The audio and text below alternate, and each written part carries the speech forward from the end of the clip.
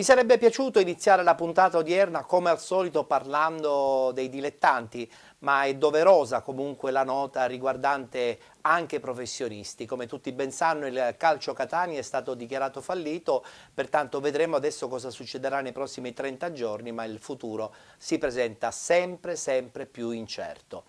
Per parlare non soltanto del calcio Catania, a cui dedicheremo soltanto qualche minuto, ma anche e soprattutto della Serie D e del campionato di eccellenza, come primo ospite all'interno della nostra trasmissione abbiamo mister Alessandro Di Maria. Ciao Alessandro, ben trovato. Ciao Ettore, grazie dell'invito, accolgo sempre con piacere. Grazie, grazie. Ho dovuto fare questa nota iniziale sul calcio Catania perché sappiamo benissimo che fine è arrivata, ed è arrivata, non dico inaspettatamente, ma è una fine che ci fa pensare tantissimo. Forse si poteva fare di più, forse potrebbe essere il momento giusto per stoppare un periodo storico e farne iniziare un altro? Sì, aleggiava ovviamente, questo scenario era preventivabile, purtroppo gli eventi ci hanno portato a questa fine che purtroppo non tutti, nessuno ci sperava, però sembrava quasi inevitabile. Sembrava quasi inevitabile, ma io ritengo che questa sentenza definitiva del fallimento farà aprire un'altra pagina, perché tutto inizia, tutto finisce, ma tutto può ricominciare. Sì, assolutamente, forse il Tribunale ha messo la parola fine ed era l'unico che probabilmente lo poteva mettere, perché nei cuori, diciamo, del catanesi o chi è che si avvicinava al Catania purtroppo c'era radicato questo pensiero di mantenere la matricola, di mantenere la categoria, però il Tribunale probabilmente ha messo la sentenza e sono d'accordo con te, può essere una nuova primavera, un inizio e anche per E noi ce l'auguriamo, noi come tifosi, ma anche e soprattutto come sportivi, no? Perché quando fallisce una società è sempre qualcosa di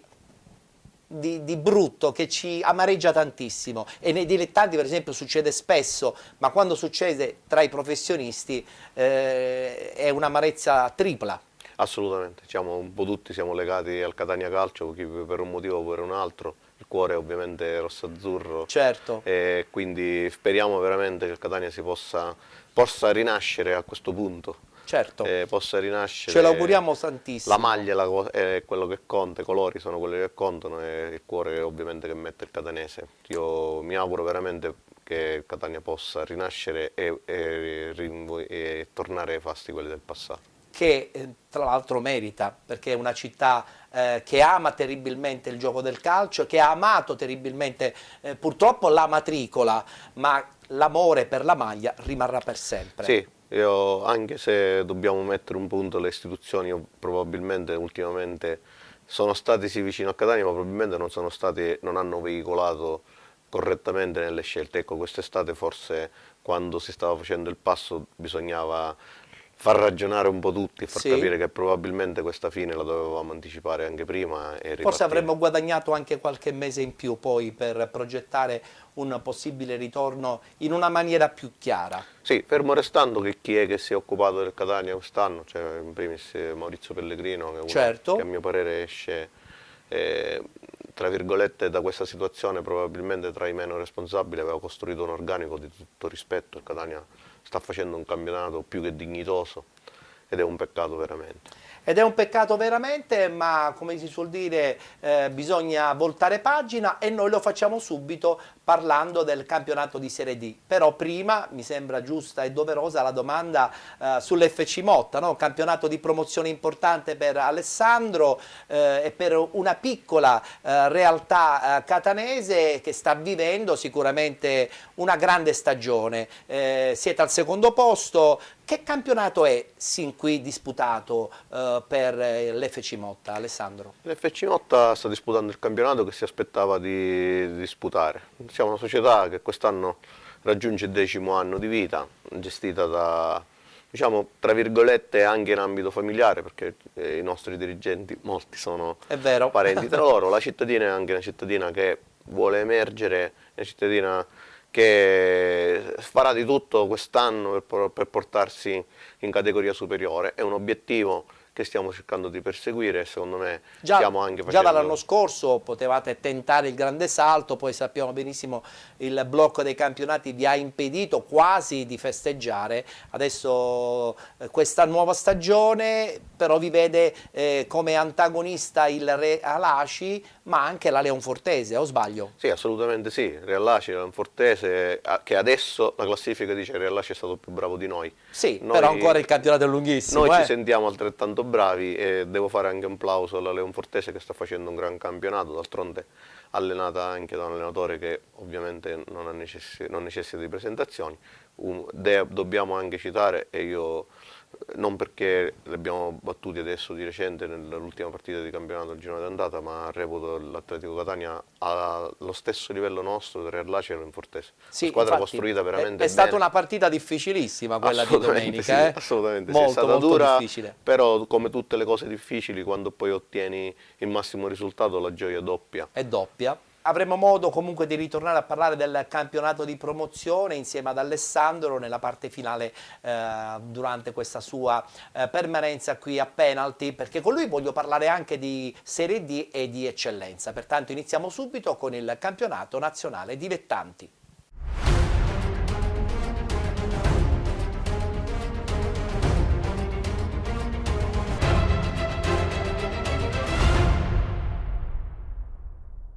Ieri si è giocata la 18ª giornata, eccolo qua il tabellino dei risultati. Cavese 1919 batte Cittanova 2-1, Città di Sant'Agata, Città di Aciriale 1-1, FC Lamezia batte San Cataldese 1-0, Gelbison batte Troina 5-1, Licata batte Castrovillari 3-0. Paternò Trapani 1-1, rinviata la partita Portici 1906 Santa Maria Cilento, San Luca batte Giarre 1946 4-1, ha riposato il Biancavilla.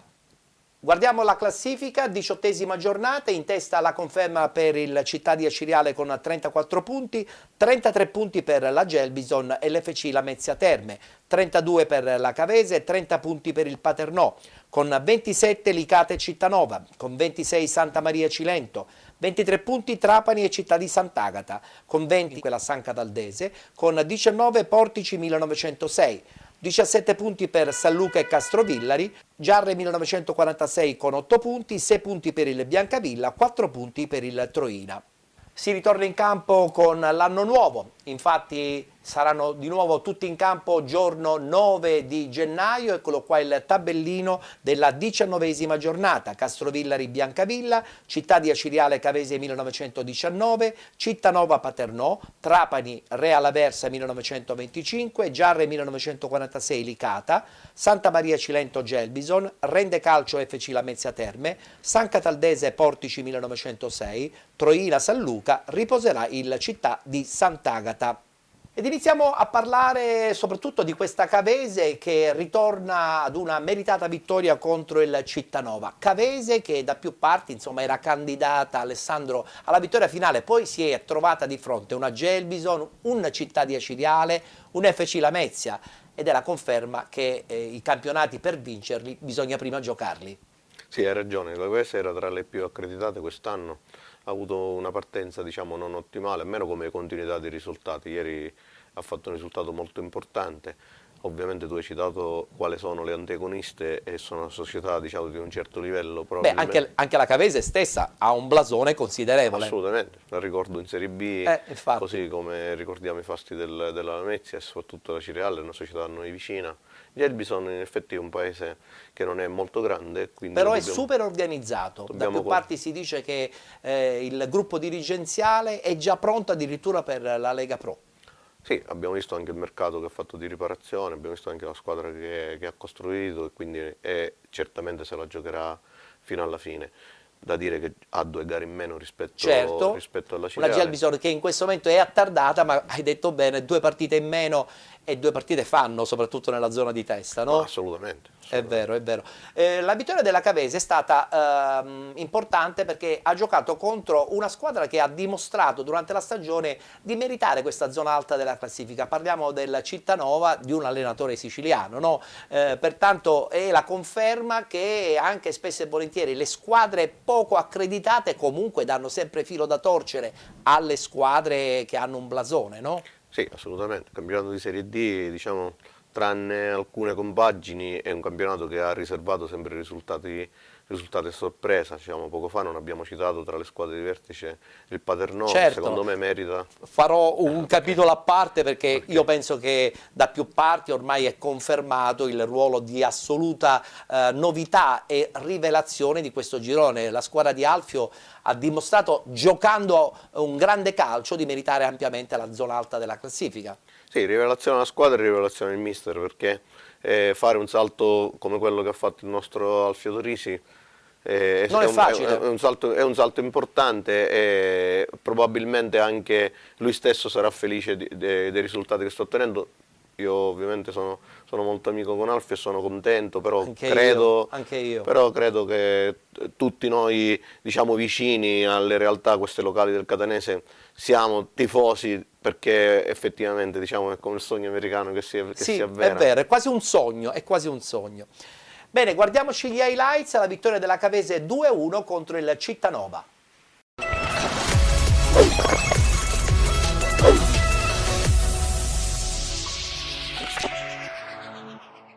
Tutto è pronto per il fischio di avvio tra Cavese e Cittanova. Si comincia intanto, centrali della Cavese, ma c'è anche l'attaccante Diaz, corner di Aliperta, colpo di testa, rete! Alto bello! Ale ale ale ale ale ale ale ale, bum bum bum bum bum! 4 minuti del primo tempo. Cavese 1, Cittanova 0. Provvede alla bisogna Battimili, quindi il tentativo di tocco di Meola con un rimpallo che favorisce la Cavese, ancora rilancio a Riperta che favorisce Meola, tiro, palla ribattuta, calcio di rigore per il Cittanova. Corso, il tiro di Corso e il gol del pareggio del Cittanova, 1-1. Parte il cross di Petrucci, attenzione, buono per Meola, il tiro di Meola, con i pugni respinge Annatrella. Fissore propone il tiro, fuori. Potenza, Conè fa scorrere, cerca di evitare Napoli, parte il cross di Conè, colpo di testa di Diaz. Ma c'è stato fallo, calcio di punizione, fallo di mano di Conè. Si gioca adesso con Maggio, Cittanova pericoloso, in area di rigore, Maggio, il tiro, Annatrella respinge, calcio d'angolo a favore Stanti. Poi Meola, ancora verso Petrucci, lato corto dell'area di rigore, Petrucci si ferma, tenta il cross, arriva Battimili che prova la conclusione di sinistro, sporcata. Adesso arriva D'Amore, la mette con il sinistro, Viscomi si allunga, però alla fine è Genovese che para. Diaz che prova il suggerimento a Baccio Terracino, limite dell'area, Baccio Terracino, c'è spazio per un'iniziativa, Baccio Terracino, non riesce a chiuderlo Petrucci stavolta. Poi il cross effettuato da D'Amore in area di rigore, il tiro! Ferrante tocca esterno a destra per De Marco, ancora Ferrante, buona combinazione dei calabresi, il cross di Ferrante, palla che passa a pochi centimetri. Ecco, in possesso palla Pane, indietro in direzione di Cianci, parte il lancio in profondità, il colpo di testa di Maggio per la proiezione di Petrucci, Petrucci, il tiro di Petrucci esterno della rete, calcio d'angolo che viene battuto adesso da Pane, il colpo di testa Annatrella, miracolo sulla conclusione aerea di Cianci. Baccio Terracino, possiamo attaccare, Baccio Terracino sulla destra, Baccio Terracino, cross a Baccio Terracino, il tiro e il gol! Rete! Diaz! Ale ale ale ale ale ale ale, bum bum bum bum bum bum bum bum! Augusto, Gusto, Tato Diaz dal possibile 2-1 per il Cittanova. Si va sul 2-1, ma per la Cavese. Meola va a cercare uno dei saltatori, cross potente, tenta di controllare la palla, Ferrante giù, l'arbitro non accorda, riceve palla Maiorano e finisce qua la partita. La Cavese ha battuto il Cittanova 2-1, partita non facile per i bianco-blu che hanno trovato sulla loro strada un'ottima formazione calabrese che ha sfiorato almeno 4 gol al di là della rete segnata da Corso all'8° minuto, però il successo lo ottiene la formazione di Emanuele Troise che in classifica sale a 32 punti.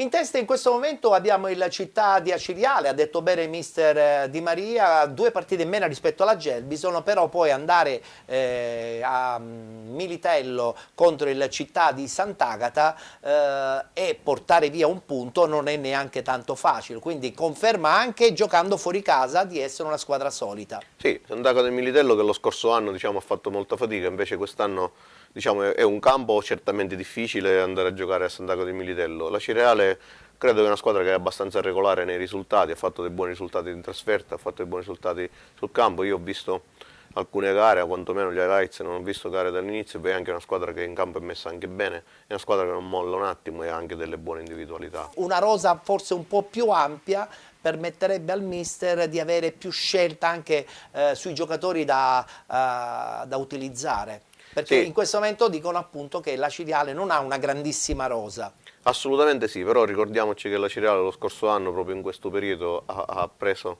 la parabola discendente perché ha dismesso molti giocatori. Sì, probabilmente andò via poi Vagana, mi ricordo in quel periodo. Probabilmente se non è stato fatto nulla è perché non si vuole fare il passo più lungo della gamba. Beh, questa è una politica giusta però, Assolutamente senza sì. esagerare, sperando di avere i risultati giusti che stanno arrivando. Assolutamente sì. Guardiamoci gli highlights, il momento certamente positivo del Città di Aciriale che porta via un punto contro il Città di Sant'Agata.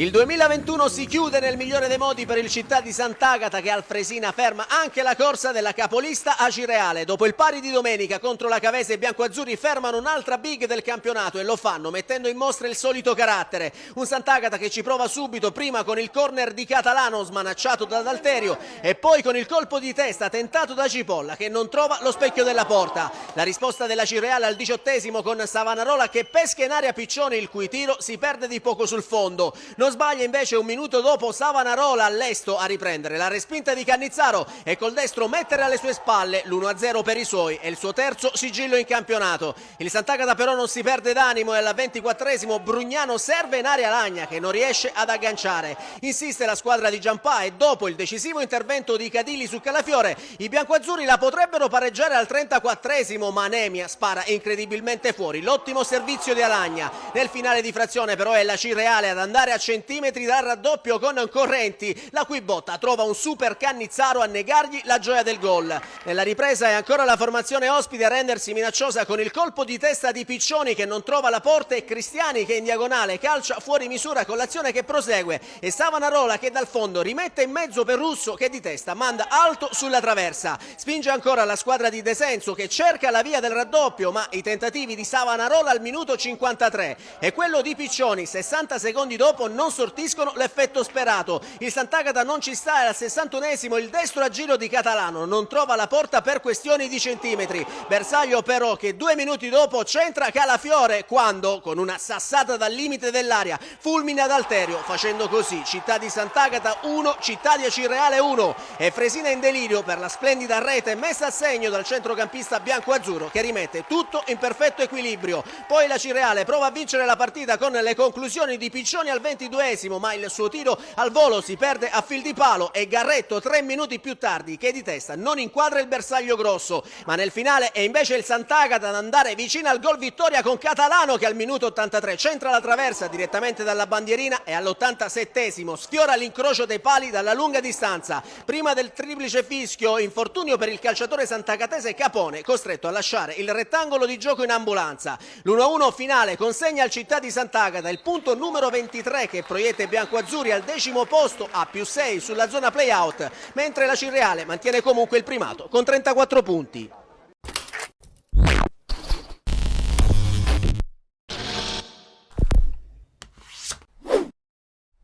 Ritorna alla vittoria l'FC Lamezia Terme, ritorna alla vittoria purtroppo contro una siciliana, una San Cataldese che sta facendo secondo me un recupero impressionante con Giovanni Campanella. Ci può stare la sconfitta contro il Lamezia Terme, anche perché i punti che serviranno per la salvezza non passano certamente da queste squadre e da questi scontri. Sì, certamente, conoscendo il mister Campanella che ovviamente ha dato una forte scossa, non perché e Alessandro Settineri stesse facendo male, però ovviamente il salto di categoria, lo scotto l'ha pagato purtroppo lui. Ha pagato lui, anche se però io sottolineo una cosa, la rosa che disponeva Alessandro è totalmente diversa rispetto a quella che stava utilizzando Campanella. La società forse ha compreso che qualche giocatore andava probabilmente sostituito, perché si paga lo scotto del salto di categoria. Indubbiamente, ovviamente mister Campanella ha ammesso certamente la sua esperienza, diciamo, però è chiaro che in una categoria come la Serie D l'organico è molto importante. Lo paghi. E parliamo di questa Gelbison che strapazza il Troina 5-1 e cerca di tenere il passo della città di Aciriale, però è anche vero, lo abbiamo già detto all'inizio, 2 partite in meno che possono a quel punto far cambiare completamente la classifica. Questa Gelbison, secondo te, la vedi pronta per il salto in Lega Pro? Io ho seguito Gelbison Aciriale, una gara che hanno dato in diretta. Sì. In TV, ho visto una squadra che in campo è messa veramente bene, però quel giorno si è ritrovato una Aciriale che chiudeva tutti i varchi, ripartiva anche bene, e devo anche dire che la Aciriale quella gara probabilmente l'aveva preparata bene, eh? Sì. Però si vede una squadra molto forte, che tra l'altro ha anche aggiunto dei giocatori in quest'ultimo periodo di mercato, e quindi ovviamente stanno provando a fare il salto di categoria, fino alla fine lotteranno. Società che investono quindi in Serie D perché credono nei progetti più importanti di una Lega Pro. Eh sì, si è alle porte del professionismo, è un paese molto piccolo, sì. Di Elbison, però te la vai a giocare con Cava dei Tirreni, Cavese, Aciriale, te la vai a giocare con la Mezia, con società che hanno storia, e quindi io credo che l'entusiasmo in questo momento deve essere a 1000 e obiettivamente la squadra merita veramente di stare lassù. Vittoria importante contro il Troina che ha dimezzato lo svantaggio rispetto a un paio di mesi fa, è partito chiaramente con un handicap considerevole, attualmente ha 4 punti. Sì, in effetti il Troina ha fatto 13 o 14 punti credo al momento, ovviamente la classifica dice 4. Però è una squadra che dopo un periodo iniziale in cui diciamo, prendeva qualche sbandata, qualche gol di troppo, poi con l'arrivo di Galfano diciamo, è una squadra che ha trovato una sua identità. Ora credo che ha quasi una crisi di rigetto rispetto ai primi risultati, qualche risultato negativo. Ci può anche stare, no? Perché poi tu sei sempre a rincorrere e quindi ci sono i momenti in cui hai bisogno di un... Ettore, però non ha nulla da perdere, perché è partito con quell'handicap e anzi ha ottenuto anche risultati importanti. Ci dimentichiamo la vittoria con la Cavese, in casa anche molto importante. È vero. Guardiamoci gli highlights, la vittoria della Gelbison 5-1 contro il Troina.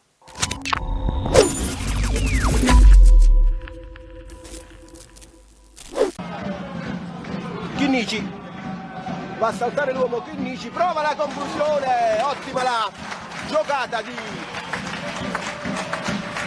Chinnici. Gagliardi, Conti prova la conclusione, palla smorzata proprio per le festività natalizie che sono ancora, c'è la rete inaspettata, ma c'è la rete della Gelbison. Gagliardi in aria, Gagliardi ancora, Gagliardi prova la conclusione, questa volta Faccioli di piede la mette in calcio d'angolo, va Gagliardi, la mette, gol! Ha segnato Gonzales, perfetto lo stacco di Gonzales. Gelbison che al 10° con Gagliardi e al 17° con Gonzales. Ficarotta prova la conclusione, gol! Accorcia le distanze, dobbiamo dire la verità, un gol veramente bello, quello segnato da Ficarotta, il capitano. Movimento in aria e il capitano, l'autore del gol, va e D'Agostino ci deve mettere una mano per evitare che Ficarotta direttamente da calcio d'angolo potesse beffare. Ancora Conti va a servire, la mette, palla che attraversa tutta l'area. D'Agostino alza la palla, la va a rinviare, preda del giocatore del Troina. Ficarotta, bisogna chiuderlo, non bisogna farlo tirare. Tutto è pronto, parte Gagliardi, la mette, gol! Gol di Gagliardi!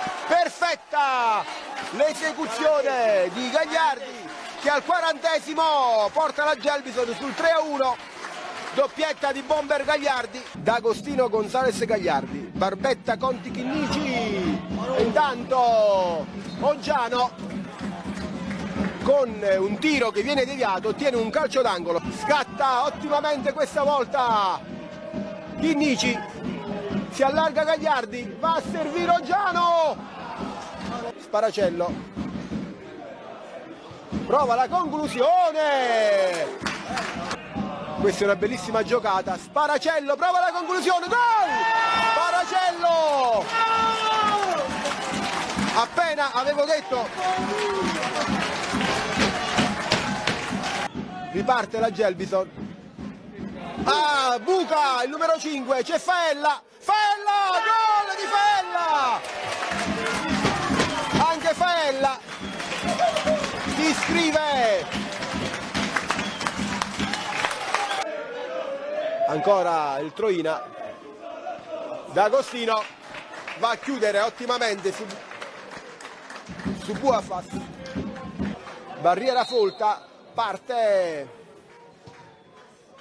palla nettamente fuori, ancora Sparacello, va a servire Faella, vediamo se c'è l'ultima occasione, la mette Faella, traversa, arriva Pipolo, Faella veramente è stato bravissimo, Fornito proverà la conclusione, fa giocare ancora l'arbitro, il tempo è scaduto, se ne va, ancora, fischia, Fornito.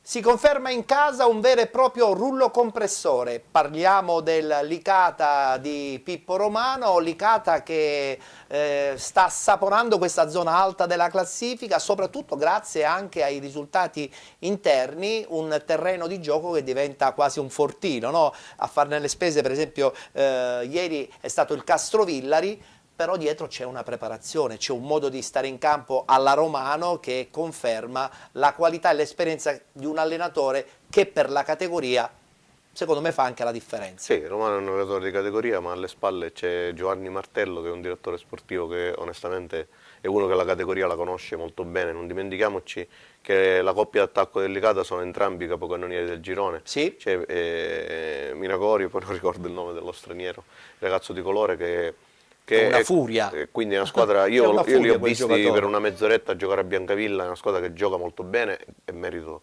ovviamente va al mister Romano, però è una squadra che è giovane, forte e come dici benissimo tu andare a giocare al Licata non sarà facile. No, per diventerà nessuno. un fortino per gli avversari, non ne usciranno facilmente sono a ridosso in maniera della zona positiva. playoff, sono a ridosso della zona playoff. Sono a ridosso. Tra l'altro un Licata che rispetto allo scorso anno ha completamente rivoluzionato la rosa, pertanto c'era anche dello scetticismo, no? Perché hanno dato via giocatori che gli potevano garantire una sicurezza in classifica con gente anche, non dico alle prime armi, ma un po' più sconosciuta. Questa è la conferma che il direttore sportivo ha lavorato veramente bene, Sì, anche sull'entusiasmo di nomi nuovi. Sì, sì, hanno lavorato bene, nomi nuovi, detto bene, hanno tolto anche persone e giocatori che li avevano portati anche in Serie D, in eccellenza, fare il cambio in genere non c'è, però quando c'è sinergia tra allenatore e direttore sportivo, quando si crede in un progetto, poi alla fine i risultati vengono. E comunque parliamo di una grossa piazza, cioè parliamo di Licata, ecco. Certamente. No? Noi più anziani ci ricordiamo cosa rappresenta. È come. Guardiamoci il servizio, Licata batte Castrovillari 3-0.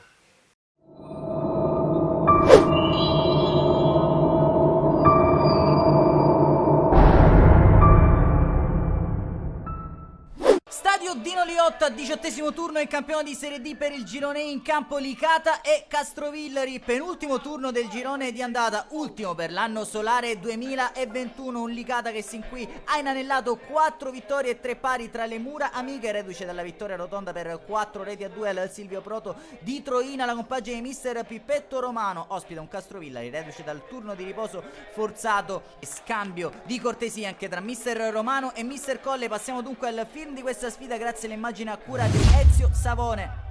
Mette subito le cose in chiaro in Licata con Samake che scaglia il destro a salve verso la porta del Castrovillari al 20°, lancio lungo per Minacori che sprinta via sull'auto destro, mette dentro per il gemello del gol Samake, il pallone a rimorchio per Currò che viene atterrato, lascia proseguire il direttore di gara a proteste dei locali per un presunto tocco di mano. Ancora Minacori a sgusciare via sull'auto destro, palla messa dentro, arriva Samake, ci ha battato il destro del capocannoniere del girone I di Serie D. Sempre e solo Licata in avanti con Minacori che serve, Samake svernicia il diretto marcatore Mazzotti, Samake entra in area, Samake si perde sul più bello di fronte ad Aiolfi, prova ad alleggerire il forcing dall'altro lato il Castrovillari col diagonale da parte di Rodi. Truppo però risponde presente al 40° calcio d'angolo che rimane nella disponibilità di Calaiò, prova a battere a rete. Aiolfi fa gli straordinari e permette ai suoi di arrivare negli spogliatoi sul parziale 0-0. Segue infatti il duplice fischio del direttore di gara.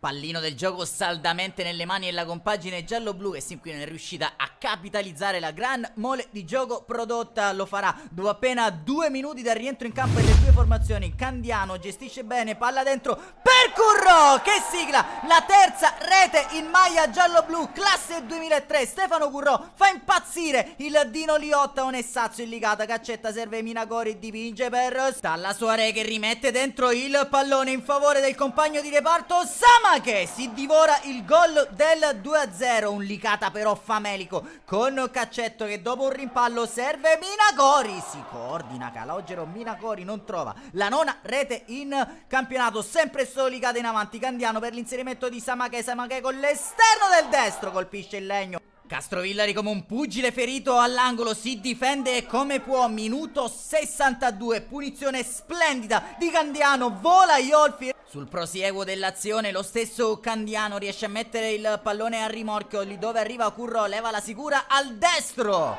scheggia la traversa della porta di Aiolfi. Minuto 65, ancora Candiano per Samake, di prime intenzioni per Minacori, Minacori si libera l'avversario, Minacori resta lì, il pallone, arriva la rete di Maico Candiano, 2-0 è partita in cassaforte. Un Licata straripante sta chiudendo il proprio anno solare al Dino Liotta. C'è un'altra occasione per Currò a mandare i titoli di coda su questa sfida, però sempre e solo Samake. Infatti servito da Suore, Samake se controlla il pallone, Samake fa 10 in classifica marcatori e 3-0 per il Licata che archivia la pratica Castrovillari e si regala un Natale da favola. Un saluto allora amici appassionati, appuntamento come al solito alla prossima, auguri e buone feste!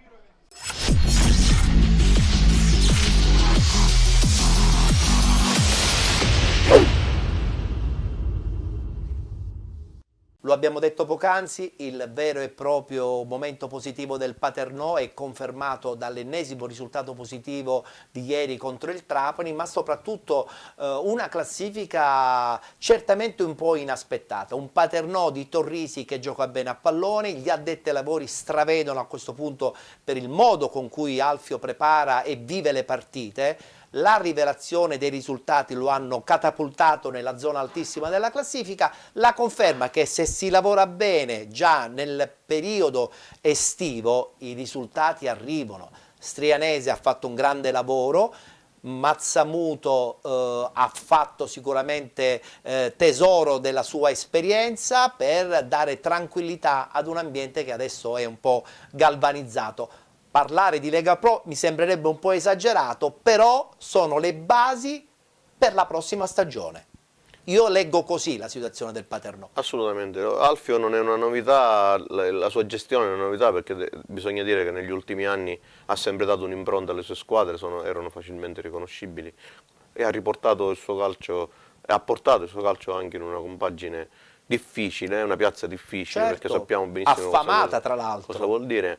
E hai citato due personaggi, uno molto competente della categoria e poi il presidente che è una persona misurata e razionale che come vedi pochissimi interventi sì, è vero, sempre molto mirati, selezionati. La squadra certamente non è una squadra che era di primissimo livello, adesso lo è perché molti giocatori, diciamo con molta fame, Alfio è stato molto bravo a farli emergere. Sì. Cioè io una cosa pazzesca, cioè, 3 settimane fa si aggiunge un giocatore che non giocava da anni, si chiama Castagna, Affio Sì. lo mette dentro, questo ragazzo fa subito bene, lo usa, diciamo, nei momenti giusti Tra delle l'altro gare. un talento inespresso, perché sappiamo tutti che ha un caratterino un po' frivolo. Ho avuto Gabriele che usciva dagli allievi del Catania 80, ce l'ho avuto un anno a Belpasso, l'anno che si vinse la Coppa Italia, conosco benissimo il giocatore. E quindi mi confermi questa mia, Sì, sì, questo mio disegno? Sì, sì, assolutamente, vero, è però, vero. però il genio sdregolatezza. È un genio, è un genio, è un genio. Guardiamoci gli highlights, pareggio tra Paternò e Trapani, però poi dopo parliamo anche del Trapani, perché anche il Trapani comunque partenza ad handicap, pian pianino sta risalendo, ma credo che insomma parlare di un eventuale successo finale mi sembra un po' difficile. vedo dura. La vedo dura pure io. Guardiamoci gli highlights.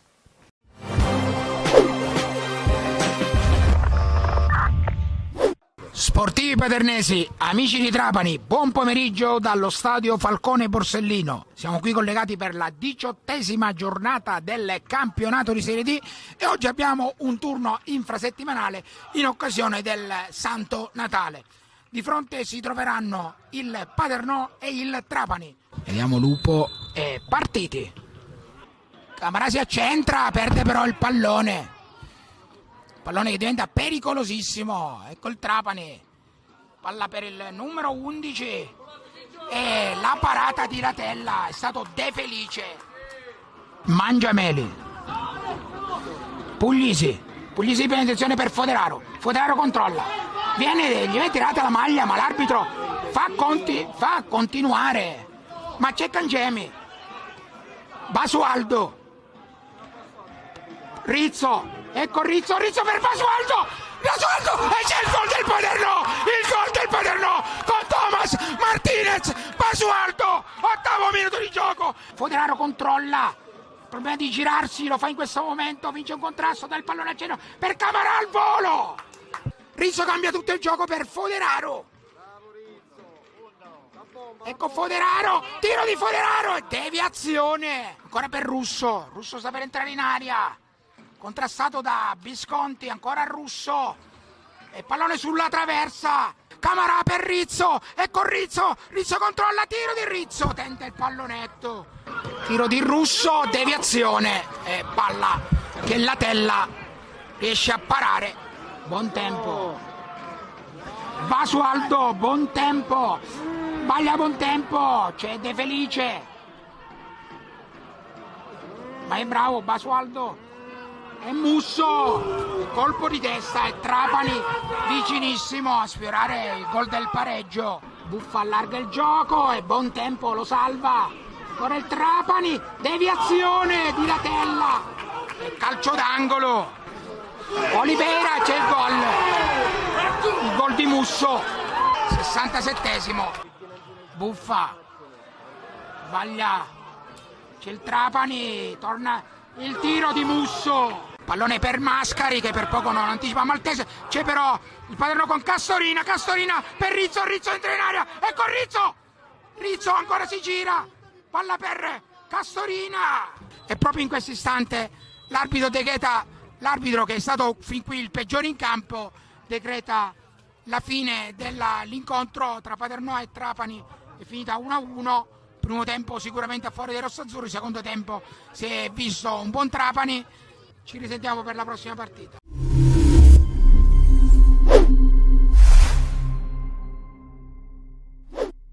Chiudiamo il campionato di Serie D con purtroppo l'ennesima sconfitta del Giarre 1946. Che succede, Alessandro? Questo Giarre cambia uomini, cambia allenatori, cambia anche modo di disputare la Serie D, eppure i punti non arrivano, la classifica piange e adesso ci sarà un ritorno che diventerà pesantissimo e difficilississimo.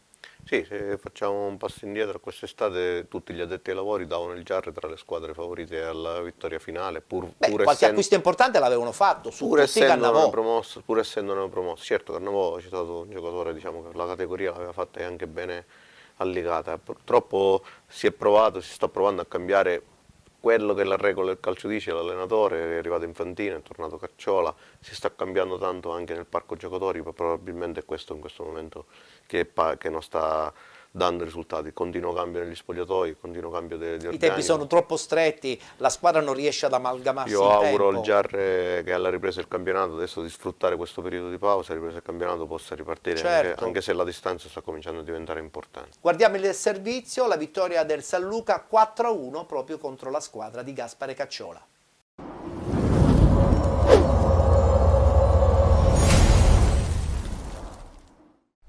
Partiti, 18ª giornata. Il tiro dalla distanza, attenzione perché il rimpallo favoriva un calciatore del San Luca, fallo, calcio di rigore per i padroni di casa. Grande responsabilità per il capitano del San Luca, anzi no, è Carbone. Il tiro e il gol. Dalla nostra postazione non avevamo apprezzato il numero del calciatore e Carbone, il capitano, che va a segnare. Levesque riesce ad andare via un avversario, adesso prova ad accelerare, viene recuperato, resiste il tiro dalla distanza, attenzione perché Carbone va alla conclusione potente, ben oltre la linea di centrocampo, pallone che fluttua e finisce tra le gambe di Cannavò. Calcio di rigore, parte Cannavò, il tiro, parascuffia e poi ribadisce in rete, e questo è un intervento molto brutto da parte di Quamè che va a beccarsi il rosso, più che giustificato. Fiore alla ricerca della spizzata di Pelle che riesce in due tempi, attenzione il gol, l'Eurogol di Totò Crucitti, pazzesco quello che fa il calciatore con la maglia numero 8 del San Luca al minuto 30. Pelle l'1 contro 1, perde il pallone, lo recupera Carbone, attenzione perché Crucitti riesce a entrare all'interno dell'area, il tiro, il gol di Crucitti, il gol di Crucitti, ci mette lui lo zampino ancora una volta, il sinistro di Totò Crucitti al 36esimo.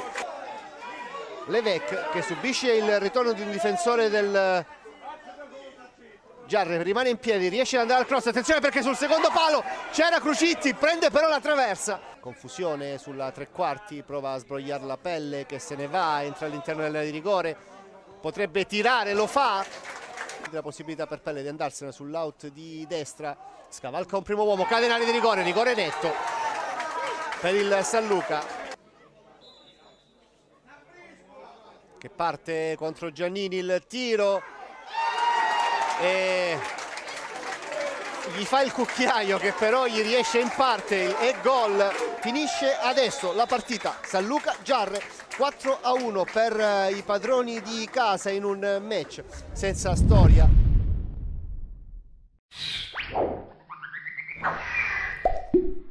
E così abbiamo concluso il quadro riguardante il campionato di Serie D. Alessandro, il pronostico che chiedo a tutti i nostri ospiti che ci vengono a trovare. Allora, abbiamo detto Città di Aciriale, Gelbison, Cavese, FC Lamezia Terme, ci metterei dentro il Paternò soprattutto per i punti in classifica e per la stima che abbiamo nei confronti della squadra catanese. Sarà veramente una corsa a 5? Ovviamente noi ci auguriamo che Aciriale e Paternò possano fino alla fine lottare. Certo. E poi tu mi insegni che la vittoria del campionato di Serie D è sempre un campionato molto difficile. Io quello che auguro alle due società siciliane che si trovano ai vertici della classifica di starci fino alla fine. L'Aciriale in questo momento è un po' più avanti del Paternò, però dico, è ristretto, diciamo, il distacco. Anche se devo dire che la Lamezia, che ho visto in varie immagini, mi sembra una squadra molto quadrata, così come la Gelbison, ma la Lamezia la vedo un attimino più avanti rispetto I giochi non dico concluderanno, ma ci faranno capire a marzo quali sono a questo punto le due squadre /3 che potrebbero tentare di vincerlo questo girone I.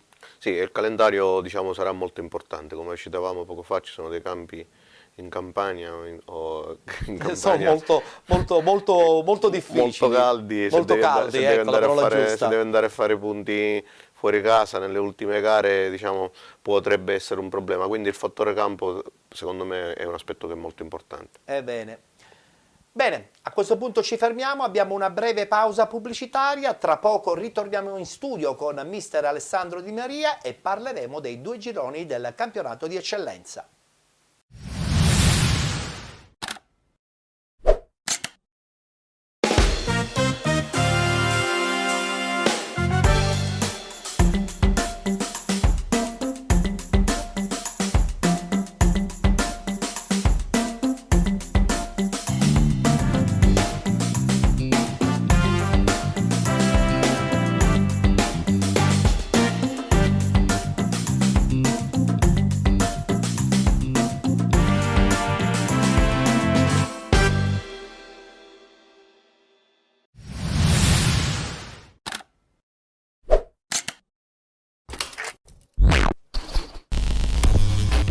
Eccoci rientrati in studio, siete con Penalty, tutto il calcio di cui il calcio vero non parla mai. Come avete potuto notare non siamo andati in onda martedì ma bensì giovedì 23, una puntata che ha visto e vede protagonista anche il campionato di Serie D in prima linea, proprio perché c'è stato il turno infrasettimanale pre-natalizio proprio ieri. Mentre invece per quanto riguarda il campionato di eccellenza c'è stato modo di recuperare una partita per l'Enna che ha vinto 1-0 contro il Monreale. Ma andiamo con ordine, subito il quadro e parliamo del girone A.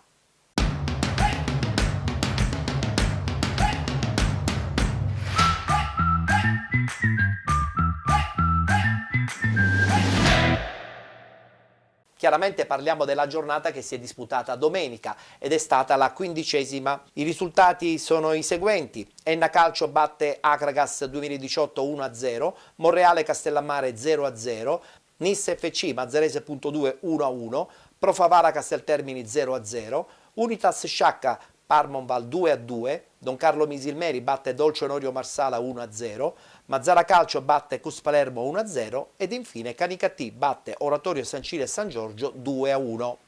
La classifica, aggiornata anche con il recupero di ieri vittorioso da parte dell'Enna, è la seguente: Acragas e Don Carlo Misilmeri 30 punti, 29 punti per il Canicattì, con 28 la Nis FC, 26 punti Oratorio San Cile e San Giorgio, 24 Pro Favara, con 23 punti il Castellammare, 22 punti Mazzarese.2 Mazzara Calcio, l'Enna Calcio, con 19 l'Unitas Sciacca, 12 punti Casteltermini, 11 punti Parmonval, 9 punti il Monreale, 6 punti Dolce Onorio Marsala. Ricordiamo che l'Enna Calcio deve recuperare 4 partite, 2 partite invece da recuperare per il Canicattì, una partita per la Nissa, il Castellammare, la Mazzarese.2 ed il Parmonval. Partiamo proprio della vittoria importante dell'Enna che ha giocato domenica un big match contro l'Acragas, 2 corazzate. L'Enna tra l'altro ferma da oltre un mese e mezzo, torna in campo e batte una candidata alla vittoria finale. La squadra di Giuseppe Anastasi è sicuramente una squadra solida, gruppo importantissimo, dirigenza assolutamente sopra categoria. Però l'Enna, forse l'entusiasmo, la voglia di ritornare in campo ha permesso alla squadra di Sebi Catania di assaporare una vittoria che fa morale ed è di buon auspicio per tutte le partite che adesso andrà a giocare nelle prossime settimane. Tra l'altro proprio ieri ha recuperato una partita vittoriosa contro il Monreale. Che Enna ci dobbiamo aspettare per il nuovo anno?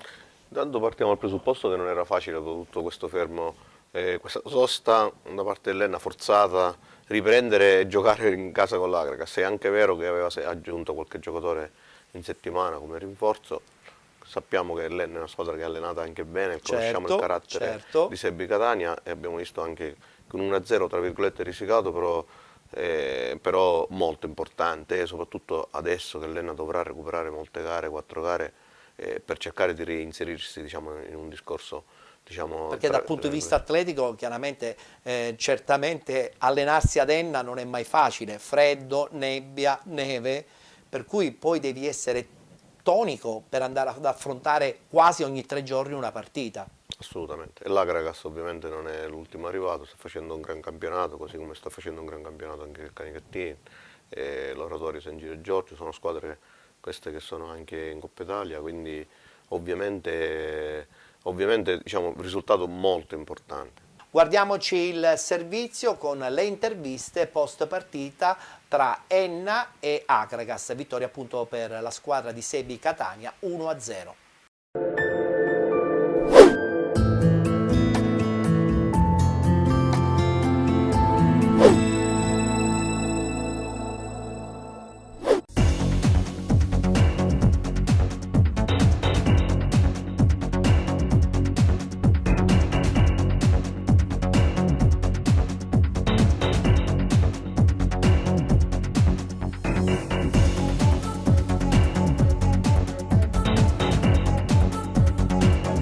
Periodo non posso non fare complimenti ai ragazzi per quello che hanno fatto anche in mia assenza, per cui venivamo da un periodo difficile, non giocare da oltre un mese, incontrare una squadra forte, allenata bene, una squadra attrezzata per vincere, una squadra che comunque non è prima per caso.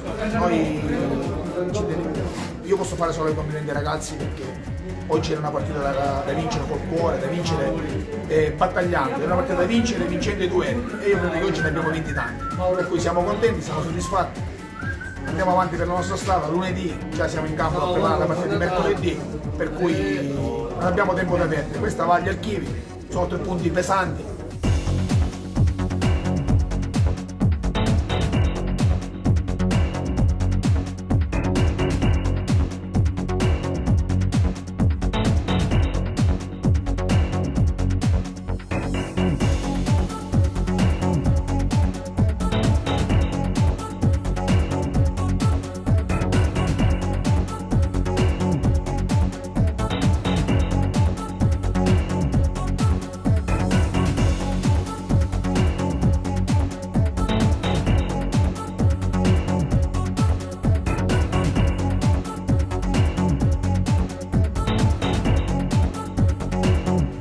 Pensando una partita alla volta, rimanendo sereni, facendo fede alla professionalità che hanno i miei calciatori, dopodiché non dobbiamo fare altro che pensare partita dopo partita.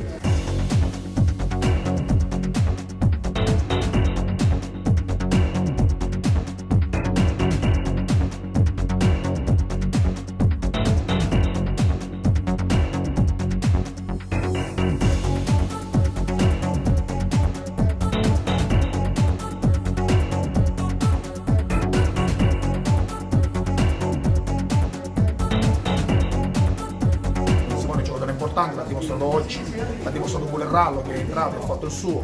Noi abbiamo fatto degli acquisti mirati per quello che era per completare questo organico.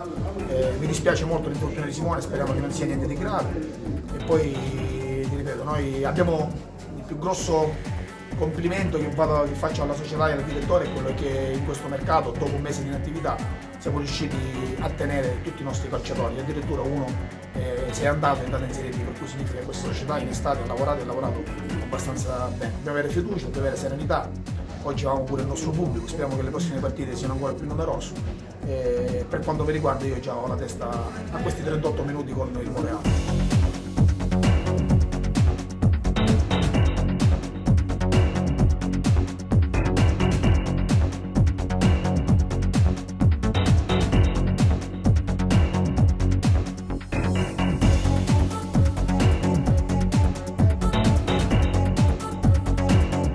Finalmente si è tornato a giocare, io mi voglio complimentare con i ragazzi perché veramente hanno dato il cuore in campo in una partita maschile, una partita molto dura, quindi colgo l'occasione anche per fare i migliori auguri a Milizia che in questo momento purtroppo è al pronto soccorso, speriamo che sia soltanto una botta e che possa riprendere velocemente.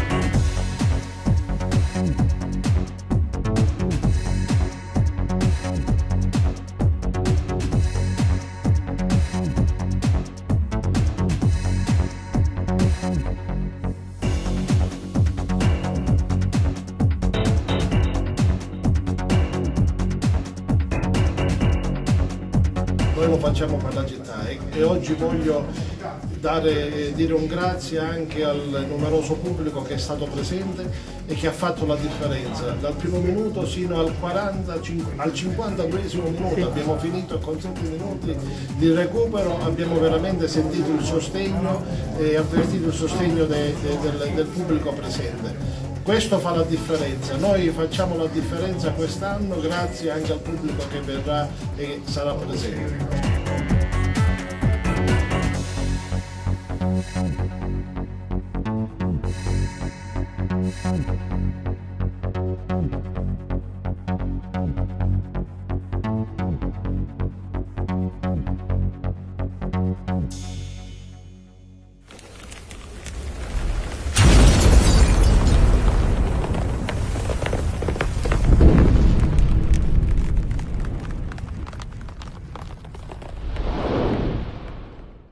Non abbiamo parlato però della Nissa, attenzione perché questa Nissa un po' di paura fa, nel senso che anche lei ha subito tanti cambiamenti, giocatori che vanno, giocatori che vengono.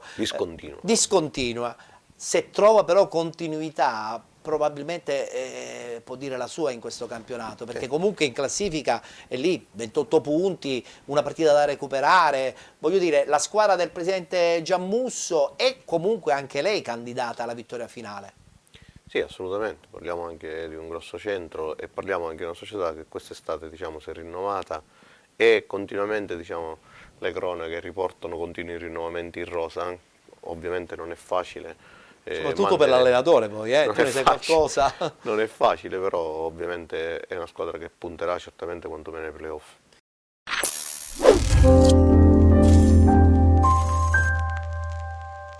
Giro di boa nel campionato di eccellenza, sfida ad alta classifica tra Nissa e Mazzarese, formazione padrone di casa, reduce dal match non disputato contro il Canicattì che verrà recuperato il 29 dicembre. Ovviamente occhi puntati sull'attaccante Seccan, fino a qualche giorno fa presente nella rosa della Nissa, poi allontanato per motivi disciplinari insieme a Diop, una scelta, quella della società di Caltanissetta, destinata a far discutere. Dopo 2 minuti ci prova Mazzoni, pallone che termina sul fondo al 15esimo, lancio per Erbini che dalla sinistra supera il diretto avversario, prova il tentativo respinto dall'uscita di Chebba, poi non riesce a concretizzare l'azione la Mazzarese. Al 23esimo nuovamente Inisseni, stavolta con Garofalo che cerca e ottiene il triangolo, non inquadra però lo specchio della porta, conclusione sul fondo. 30esimo, attenzione alla Mazzarese, colpo di testa sugli sviluppi di un calcio d'angolo, pallone tra le braccia di Chebba. Al 39esimo un lancio lungo la sponda di Seccan, Mazzarese ancora pericolosa con Erbini che entra in area di rigore, viene esteso così da bisogno e calcio di rigore, non ha dubbi il direttore di gara che ammonisce anche il calciatore della Nissa. Non sbaglia lo stesso Erbini dal dischetto, il pallone va da una parte, Chebba dall'altra. 0-1 allora al comunale di Campofranco con la Mazzarese che sblocca il risultato al minuto 45. Ottima giocata da parte di Ogbebor che prende la destra, mette il pallone all'indietro dove si gira Seccan, col mancino ghiotta l'occasione tra le braccia di Chebba. Nel finale di frazione resta anche in 10 uomini la Nissa per un presunto fallo di reazione di Ilario. Si fa molto complicata allora per la compagine di mister Bognanni che insegue la Mazzarese a fine primo tempo. Partiamo con racconto della ripresa che si apre al 50esimo con il cambio nella Nissa, fuori Mazzoni. Al 56esimo invece la formazione nissena che recupera la sfera con Garofalo, salta 2 avversari resistendo alle cariche, ne scarta anche un terzo, mancino violentissimo che viene respinto in calcio d'angolo dall'esterno difensore De Miere. Al 57esimo dal corner che ne consegue, palla dentro per Andrea Santoro che svetta tutto solo nell'area di rigore e trova il gol dell'1-1. Ha pareggiato la Nissa con l'ex Troine Città di Messina, Andrea Santoro in cornata perfetta. 65esimo entra Loporto, 67esimo è proprio il neoentrato a cercare il gol del 2-1, alza sopra la traversa un ottimo De Miere. 72esimo fuori l'autore del gol Santoro. Al 75esimo azione su calcio di punizione della Nissa, pallone che viene scodellato in mezzo, arriva a Ferraro a centro area, manca l'impatto con la sfera. All'80esimo Ogbebor fa tutto bene, mette il pallone in mezzo, Chebba esce, poi la sfera termina in rete ma è già tutto fermo per un fischio da parte del direttore di gara. 83esimo ci prova Najib Sekoum, ex Dattilo specialista su calcio di punizione, non inquadra lo specchio della porta. Command C, Command V ancora una volta, stavolta è Fricano a impegnare segnare Kebba. Triplice fischio, la gara va in archivio sul risultato di 1-1. Da una parte il rigore di Erbini, dall'altra il gol di Andrea Santoro.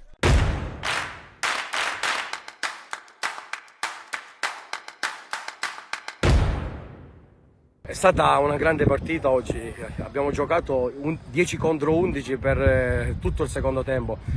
Quando c'era parità numerica abbiamo fatto una grande partita. Ricordiamo che la Mazzarese è una grande squadra, allenata bene, però i ragazzi, nonostante tutte le difficoltà che abbiamo avuto nelle ultime settimane, nonostante anche le defezioni dell'ultimo minuto, ricordiamo che mancavano Retucci, mancava Camara, è mancato Taormina per infortunio. Io lo sapevo che oggi avremmo fatto una grande partita. Chi è entrato, chi ha giocato, ha fatto il massimo. Siamo andati in svantaggio su un calcio di rigore, forse 2 volte sono entrati in area nel primo tempo, hanno fatto questo calcio di rigore, hanno fatto gol, ma poi il secondo tempo i ragazzi hanno fatto una grande prestazione. 10 contro 11, ragazzi appena presi venerdì e sabato, che si sono messi subito a disposizione, siamo andati al pareggio e potevamo anche vincerla, perché abbiamo avuto anche altre 3 occasioni in 10 contro 11. I complimenti vanno ai ragazzi che stanno facendo un grandissimo campionato. Ricordo che siamo con la squadra dall'inizio meno 7-8 giocatori che avrebbero dovuto fare la differenza quest'anno. Invece mi ritrovo una squadra di uomini, una squadra fatta da gente che ha gli attributi, una squadra che lotta ogni partita. Sono ragazzi, sono giovani. Oggi abbiamo giocato con 5 under e 2 2000. Che dire, i meriti vanno a loro che lavorano, non guardano l'orologio. Sono cercati da tutte le squadre d'eccellenza Serie D, ma hanno sposato il progetto Nissa, quindi questi che sono rimasti non cercano altre vie di uscite. I meriti vanno a loro. La società non ci fa magari niente, abbiamo un grande gruppo, continuiamo a lavorare. Oggi è stato un punto guadagnato, anche se potevamo vincere, però visto come si era messa la partita va bene così.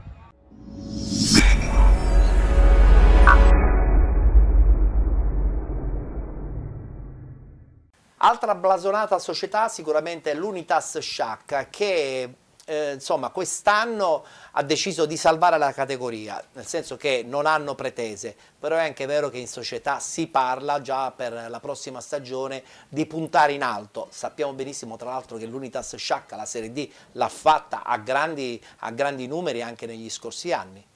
Sì, ovviamente parliamo sempre di realtà che hanno una certa storia e parliamo anche di centri molto popolosi, diciamo, della nostra regione. Guardiamoci il servizio, pareggio 2-2 tra Unitas Sciacca e Parmonval.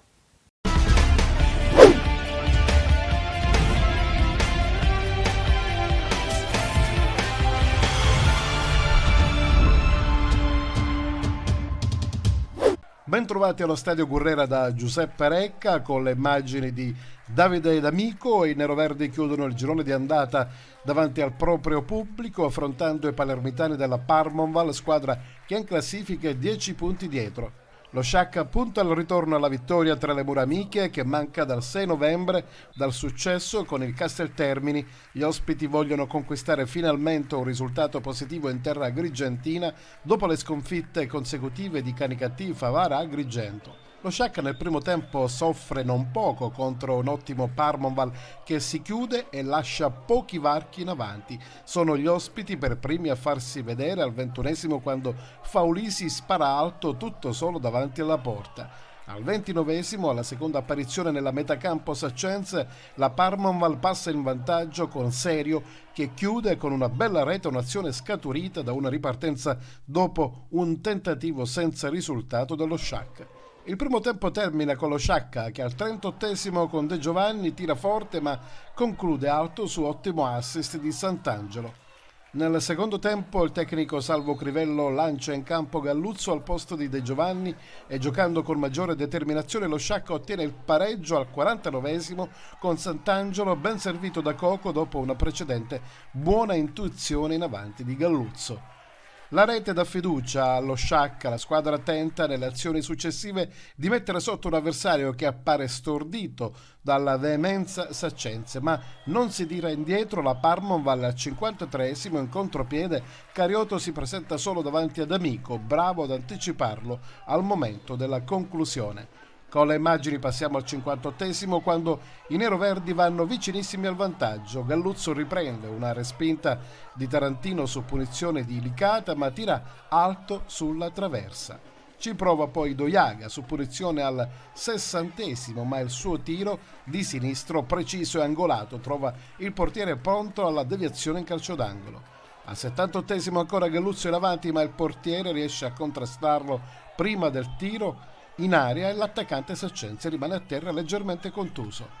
La Parmaval soffre ma tenta sempre di punzecchiare in contropiede. Al 70esimo trova inaspettatamente un nuovo vantaggio. Bravo Carioto a sfruttare un disimpegno poco efficace della difesa saccense e a segnare con un preciso tiro da lontano.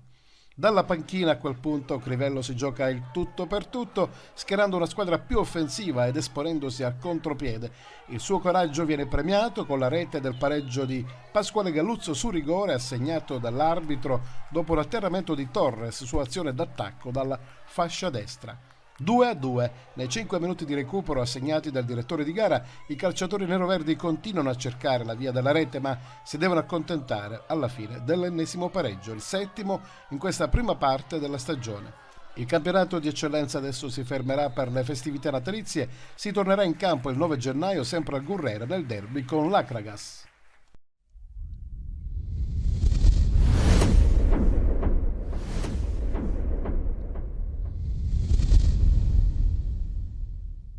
La vera e propria sorpresa di questo girone B sicuramente è la Don Carlo Misilmeri. Io credo che Utro sta facendo un grande lavoro, realtà importante, però da più parti si dice sarà pronta eventualmente per un campionato di Serie D, perché questo è il dubbio che attanaglia un po' tutti gli addetti ai lavori, perché poi sappiamo benissimo il gradino che esiste tra l'eccellenza e la Serie D. Allora, diciamo che il parco giocatori e l'allenatore che c'è in questo momento... Quelli sono una garanzia e su questo non ci piove. Sono una certezza ovviamente intanto per quest'anno. È chiaro che prepararsi a puntare a vincere il campionato d'eccellenza o prepararsi a un campionato di Serie D, e se vediamo vicino la storia della San Cataldese non è facile, certo. Quindi bisogna programmare molto bene. Io ci metterei dentro anche la storia del Marina di Ragusa, no? Che poi dopo aver vinto tanti campionati, tra l'altro con Utro stesso, la sofferenza poi nelle 2 stagioni di Serie D è stata considerevole, perché poi servono anche altre risorse. No? Il salto è importante, la categoria ovviamente è molto differente. Però voglio dire, se vogliamo guardare a quest'anno, diciamo, i requisiti Misilmeri ce li ha tutti, l'allenatore ovviamente è un allenatore di categoria consolidato, anzi probabilmente sicuramente merita categorie superiori, e l'organico è molto importante. È vero. Organico importante anche per il Mazzara Calcio, anche se in settimana il presidente Titone ha dato le sue dimissioni, un Mazzara che insomma all'inizio della stagione aveva ventilato la voglia matta di essere protagonista in questo girone A, qualche problema, è saltato l'allenatore, adesso è arrivato un nuovo mister di grande esperienza, qualche risultato positivo, adesso una vittoria importante contro il Cus Palermo che tiene accesa un po' la fiammella dei playoff, però è anche vero che questo campionato non può essere contraddistinto sempre da ennesimi cambiamenti all'interno della rosa. Secondo me la stabilità di una squadra nasce dalla continuità dei rendimenti grazie al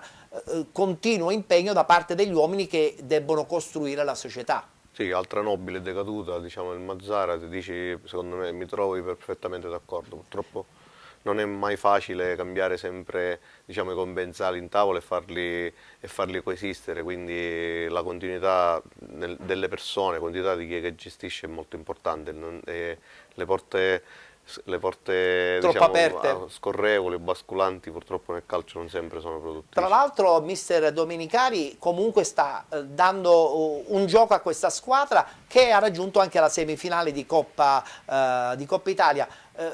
Certamente è la continuità che ti permette poi di stare sereno nell'ambiente, no? Sì, Domenicali ovviamente è un allenatore che ha fatto anche i professionisti e certamente, diciamo, il suo supporto lo dà. Ricordiamoci che a Mazzara ci sono due squadre nella stessa città. Sì, la Mazzarese .2 neopromossa, anzi neoripescata per essere più esatti. Guardiamoci comunque gli highlights. Mazzara Calcio che batte il Cus Palermo 1-0.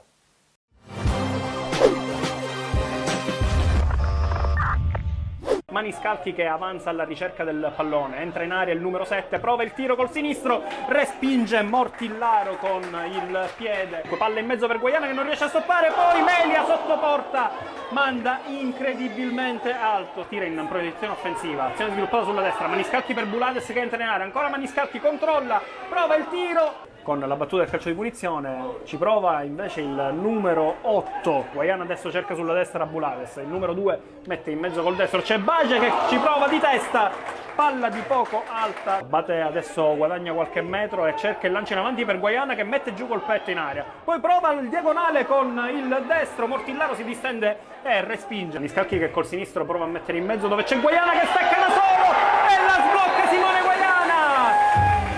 Al 46esimo minuto, Mazzara 1, Cus Palermo 0, a sbloccarla è sempre lui, Simone Guaiana. Intanto il Cus prova subito a reagire, palla in avanti per Mazza che impegna Pizzolato che si fa trovare pronto con il piede, prova a superare poi l'avversario, ci riesce, entra in area dalla parte sinistra, mette in mezzo per Lambraui che col sinistro colpisce il palo, Mazzara vicino al raddoppio, arriva l'intervento di testa di Lombardo che nei contrasti aerei non ne sta perdendo uno, poi Lambraui ci prova dalla distanza, Lombardo prova a lanciare sulla sinistra Zerillo che si inserisce abbastanza bene, Zerillo mette in mezzo dove c'è Guaiana, colpo di testa del numero 9, Bulades adesso serve proprio Maniscalchi che restituisce palla a Bulades, abbatte ancora Bulades, prova il tiro, Palermo tutto in avanti alla ricerca del pareggio, lancio in avanti di Mortillaro, una sponda di testa, palla che arriva in aria, arriva la chiusura di Abate sul tentativo di inserimento,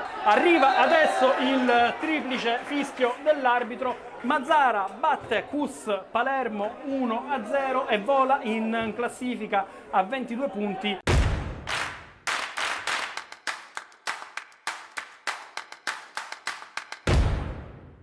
Questo è il calcio, io l'avevo anche detto prima della partita, cioè partite facili non ne esistono, questa squadra in questo momento è ultima in classifica, però oggi è venuto qui a vendere cara la pelle, ha fatto una buona gara, molto attenti sul campo, molto concentrati a lottare su tutti i palloni, come è giusto che sia. Noi abbiamo fatto una buona gara, soprattutto il primo tempo, dove diciamo che la chiave di tutto era riuscire a fare gol. Abbiamo fatto gol solamente al 45esimo del primo tempo, ma ne avevamo già mancati almeno 2 o 3. Queste partite si sbloccano in questo modo, segnando alla svelta e di conseguenza togliere certezze e volontà agli avversari. Purtroppo non è stato così, la stessa cosa nel secondo tempo, abbiamo creato meno, però la squadra è sempre stata in partita e sinceramente non abbiamo, a parte l'ultimo secondo del primo tempo, non abbiamo mai rischiato, non ci hanno mai tirato in porta.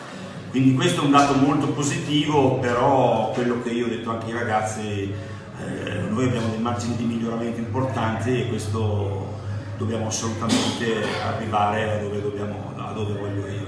Non potevo aspettarmi di meglio, abbiamo chiuso l'anno con un'altra vittoria, se non mi sbaglio abbiamo fatto da quando è arrivato il mister 6 partite, di cui 5 vittorie e una sconfitta per Castellammare, abbiamo passato il turno.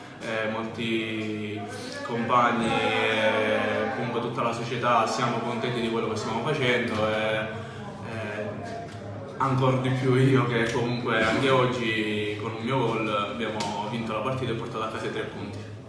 Noi stiamo lavorando tanto con il mister anche sulla fase di finalizzazione dell'azione. Penso che oggi abbiamo creato di nuovo tanto, abbiamo messo in campo ciò che proviamo durante la settimana. Certo, in settimana è molto più facile perché non c'è l'avversario, poi la domenica si mette appunto l'avversario di mezzo ed è un po' più difficile, però penso che manchi solo l'ultimo passaggio per poter concretizzare tutte queste azioni che riusciamo a sviluppare e creare.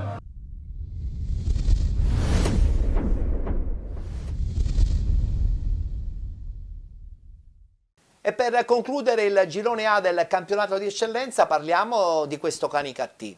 È l'anno buono? Io penso che se lo chiederanno anche a Canicattì.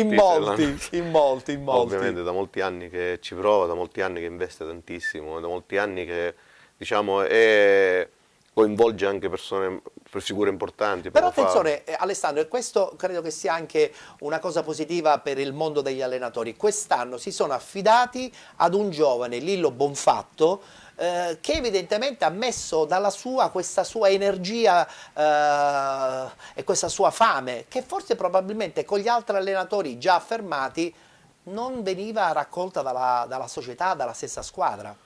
Sì, potrebbe essere questo qua, diciamo, potrebbe uno andare dei motivi, questo ma discorso? ogni anno purtroppo sulla strada del Canicattì si incontrano sempre una volta Ah, si sì, relegata. è vero, l'anno scorso quest'anno c'è l'Agragas, il Misilmeri sarà dura, però è una squadra che ci prova da molti anni, investe anche tanto, potrebbe essere l'anno buono, in fin dei conti lì se la sta giocando, certo. Ieri ha fatto risultati importanti.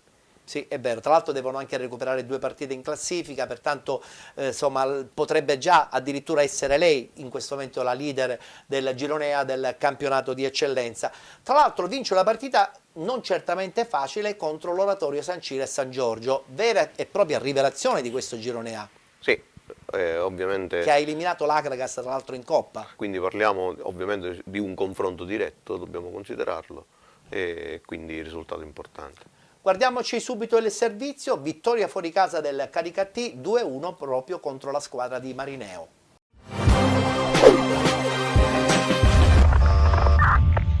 Bentrovati col campionato di eccellenza siciliano, si gioca la 15ª giornata, l'ultima del girone d'andata. L'Oratorio San Ciro e Giorgio Marineo ospita il Canicattì. La prima chance offensiva è del Canicattì e arriva al 7° minuto e fa subito male al Marineo. Il pallone viene rinviato dalla retroguardia Prividera per Gueye al limite dell'area, prova a saltare l'avversario e poi batte il portiere dopo una deviazione. 0-1 Canicattì, inizio importante per la formazione biancorossa che sblocca subito il risultato. Al 10° ancora spinge in avanti il Canicattì, Iezzi per Iraci cerca il diagonale, l'ex Dattilo non incrocia però troppo bene sul secondo palo. Al 16° si scuote il Marineo che pareggia con Azzara che sfrutta meglio un rimpallo in area di rigore sul servizio dalla destra di Di Maggio. Tutto da rifare per il Canicattì che al 17° con pettinato scarica a sinistra dove c'è Tedesco, prova a girarsi Gueye che viene atterrato, o almeno così sembra, non per il direttore di gara che non fischia nulla. Si può proseguire. Al 20° l'apertura di Falzone ancora per Azzara, l'autore del gol dell'1-1 rientra sul destro, cerca il tentativo a giro, il pallone finisce fuori, non ci arriva Di Peri. 32° rimessa laterale di Prividera, Iraci si gira in acrobazia, pallone tra le braccia di Sesai. Al 38° ancora un cross di Prividera, Gueye non riesce a dare potenza, Sesai se la ritrova tra le braccia. Al 44° Iraci manda in profondità Gueye che brucia il diretto avversario, ne salta un secondo, mette all'indietro dove gonfia la rete Morana. 1-2 del Canicattì che passa dunque a Marineo con il proprio numero 10, azione perfetta sull'asse Iraci Gueye chiusa da Morana, duplice fischio poco dopo al comunale di Marineo. Bella la partita dai padroni di casa il Canicattì, 1-2 il risultato, il gol che apre le marcature di Gueye, il pareggio di Azzara, il gol del nuovo vantaggio Racinaro è firmato da Morana. Partiamo col film del secondo tempo, subito Gueye per Iezzi, pallone in diagonale che si spegne di un nulla sul fondo, ancora il recupero palla di Iezzi su Maggio, tentativo alto sopra la traversa, 61° calcio di punizione per il Marineo. Azzara impegna il portiere Aruscia che però risponde presente, scongiura il possibile 2-2, cambi per il Canicattì, entra apprezzabile al posto di Morana. All'86° tocca a Matera per Gueye, 83° Iezzi mette dentro proprio per il neoentrato Matera, pallone incredibilmente tra le braccia di Sesai, entrano Caternicchia e Toledo ma non c'è più tempo, triplice fischio al comunale di Marineo, blitz del Canicattì che passa per 2-1 e chiude al meglio il proprio girone d'andata. C'è ancora però una gara da recuperare il 29 dicembre con la Nissa. Nel frattempo è festa per i biancorossi e come sempre alla prossima.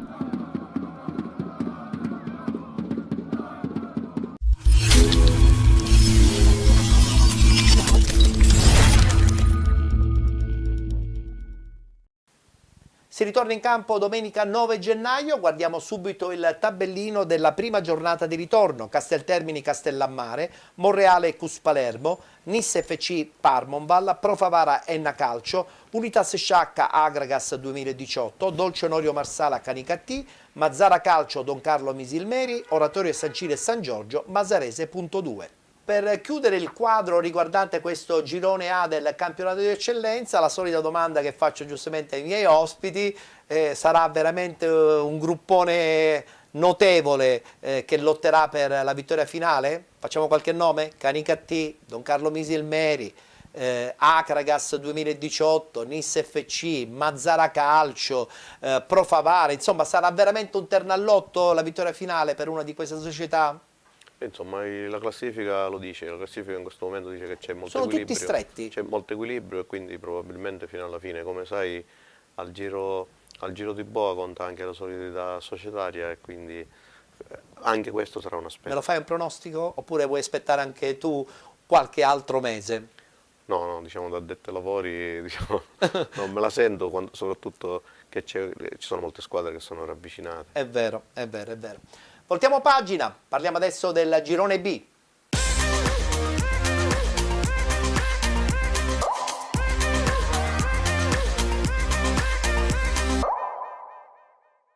Anche qui si è giocata l'ultima giornata del girone di andata, guardiamo subito i risultati. Città di Viagrande batte Atletico Catania 2-0, Ionica FC batte Città di Siracusa 1-0, Città di Taormina, Real Siracusa Belvedere 0-0, Leonzio 1909 batte Acicatena 3-0, Ragusa Calcio batte SC Palazzolo 4-1, Virtus Ispica 2020 batte Santa Croce 2-1 ed infine pareggio tra Igea 1946 e Carlentini, ha riposato Nebros. In classifica abbiamo l'imbattuta Ragusa Calcio in testa con 36 punti, 33 punti per l'Igea 1946, 30 punti per la Ionica FC, 27 punti per il Carlentini, con 25 punti la Città di Taormina, 22 per il Città di Siracusa, 21 punti per la Nebros, 19 Leonzio 1909, 18 punti SC Palazzolo.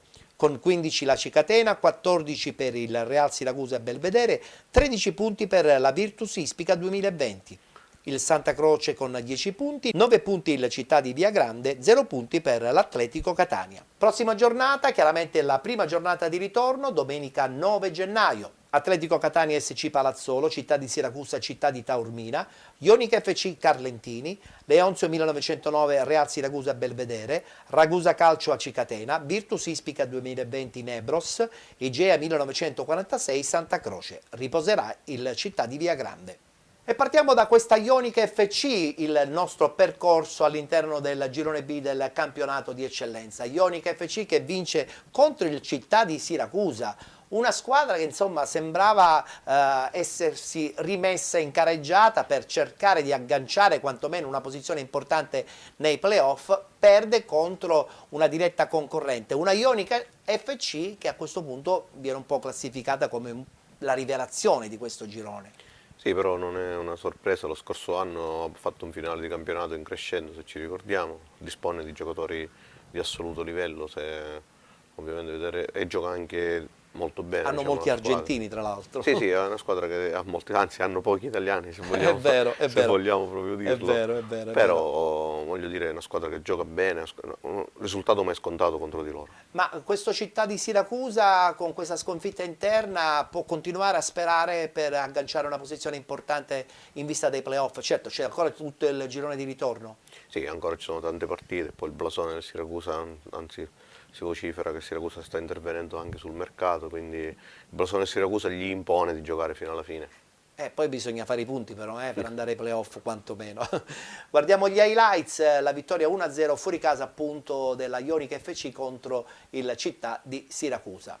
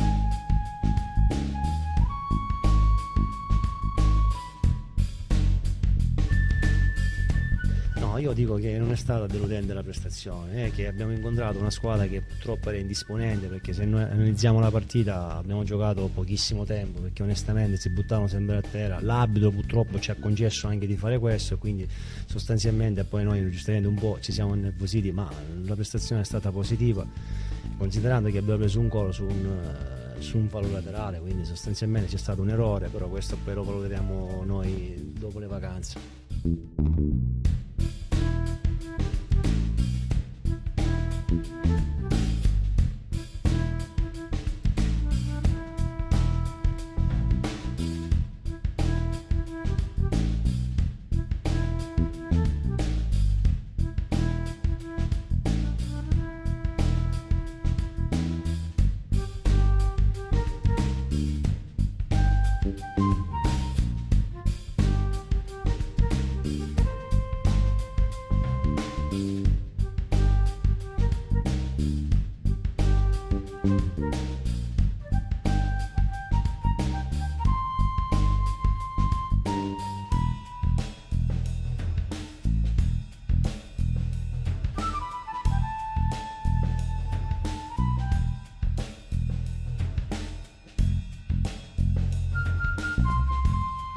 Sapevamo che era una partita difficile, ma comunque vincendo questa partita di oggi facevamo un bel balzo in classifica, però purtroppo dobbiamo vedere la realtà non è andata così, e quindi certo adesso vedendo la classifica anche il pareggio comunque tutto sommato era anche ottimo, però col segno di poi non si vive onestamente, e quindi giustamente prendiamo atto della sconfitta e quindi insomma ci rimbocchiamo le maniche e cerchiamo di riprendere subito il nostro cammino.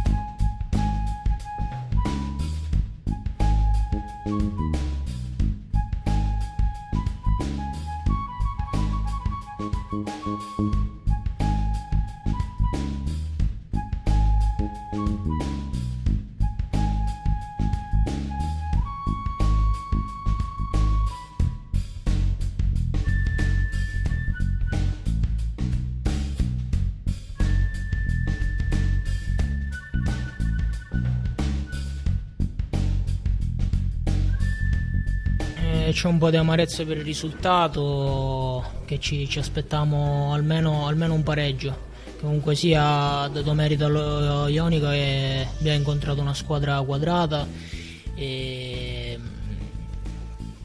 si poteva fare di più, si può fare sempre di più, però adesso ci sono le vacanze natalizie, quindi cerchiamo di ricaricare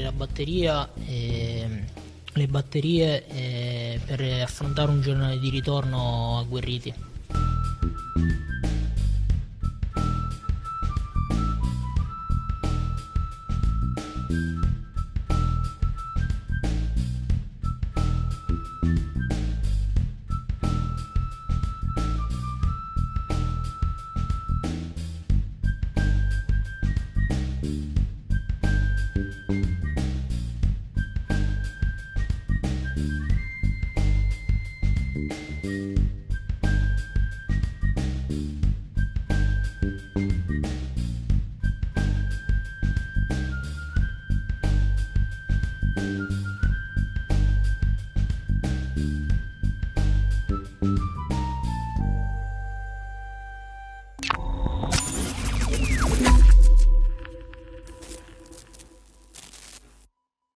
Altra società che mira quantomeno ad una posizione importante nel girone di ritorno, quantomeno una posizione importante nel gruppone playoff, è sicuramente la città di Taormina. È arrivato Furnari, forse è arrivata anche una nuova mentalità? Ma insomma, diciamo onestamente al momento non si è visto il cambio di passo, diciamo, nel Taormina. Ovviamente Furnari è un allenatore che ha vinto la categoria. Ha vinto tante stagioni. Ha fatto anche bene, quindi probabilmente adesso prende una squadra non sua, una squadra che ovviamente sta facendo, ho appena letto dell'arrivo, del ritorno di Ancione a Taormina. Era una squadra non sua, non costruita da lui, probabilmente non preparata da lui. Sarà il girone di ritorno che dirà se la mano di Furnari, diciamo, si vedrà. Guardiamoci gli highlights e il pareggio 0-0 in casa contro il Real Siracusa Belvedere.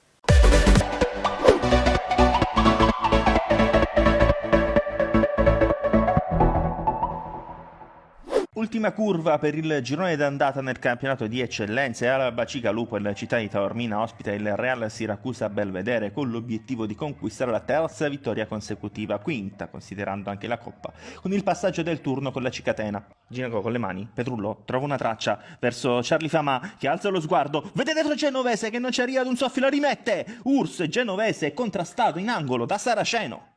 Riceve Orazio Urso in costante proiezione offensiva. Urso la mette dentro, Manservici allunga il cross, Brancato e Bionda a contrasto. La palla schizza dalle parti di Ginaco che carica il mezzo esterno. Palla che si perde l'arca. Petrullo ha ricevuto il corner da Urso. Frittitta mette fuori il traversone di Petrullo verso Urso che carica il destro. Palla di un soffio al lato al 23esimo. Città di Taormina vicino al vantaggio. Ora Genovese gestisce questa palla, Manservici però sta nella posizione di fuorigioco di Biondo che calcia col sinistro, la posizione defilata. Petrullo sul secondo palo, c'è Marco Trovato. Ginaco ha spazio, Ginaco potrebbe servire Famà, preferisce fare tutto da solo, calcia con questo sinistro, si perde largo.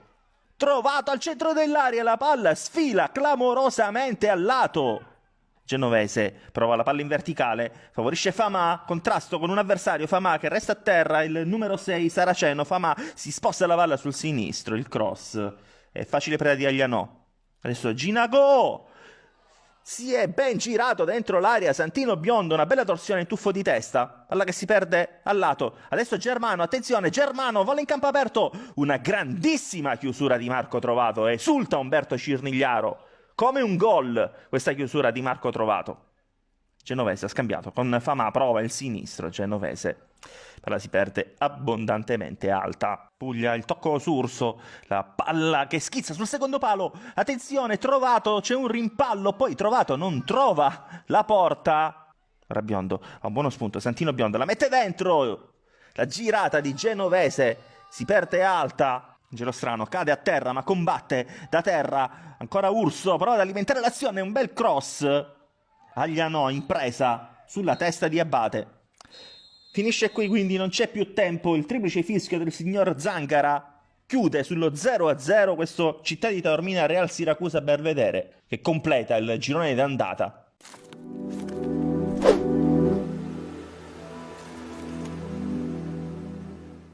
Abbiamo fatto la partita perché non dovevamo farla, abbiamo fatto una squadra che comunque si è messa bene in campo, ci ha prestato alto, ci ha chiuso le linee di passaggio, ci ha studiato abbastanza bene e ci metteva in difficoltà poi quando ripartiva, soprattutto nel primo tempo un pochettino. Nel secondo tempo mi pare che sia stato una partita a senso unico dove noi però non abbiamo di fatto mi pare mai creato un tiro in porto, una situazione pericolosa finale, però siamo arrivati sugli esterni tante di quelle volte che probabilmente devo mettere un po' più di qualità nell'ultima giocata, negli ultimi 25 metri. Sicuramente volevamo concludere bene l'anno per poter stare più sereni e più tranquilli, però il calcio è questo, vuol dire che da martedì dovremo dare qualcosina in più tutti.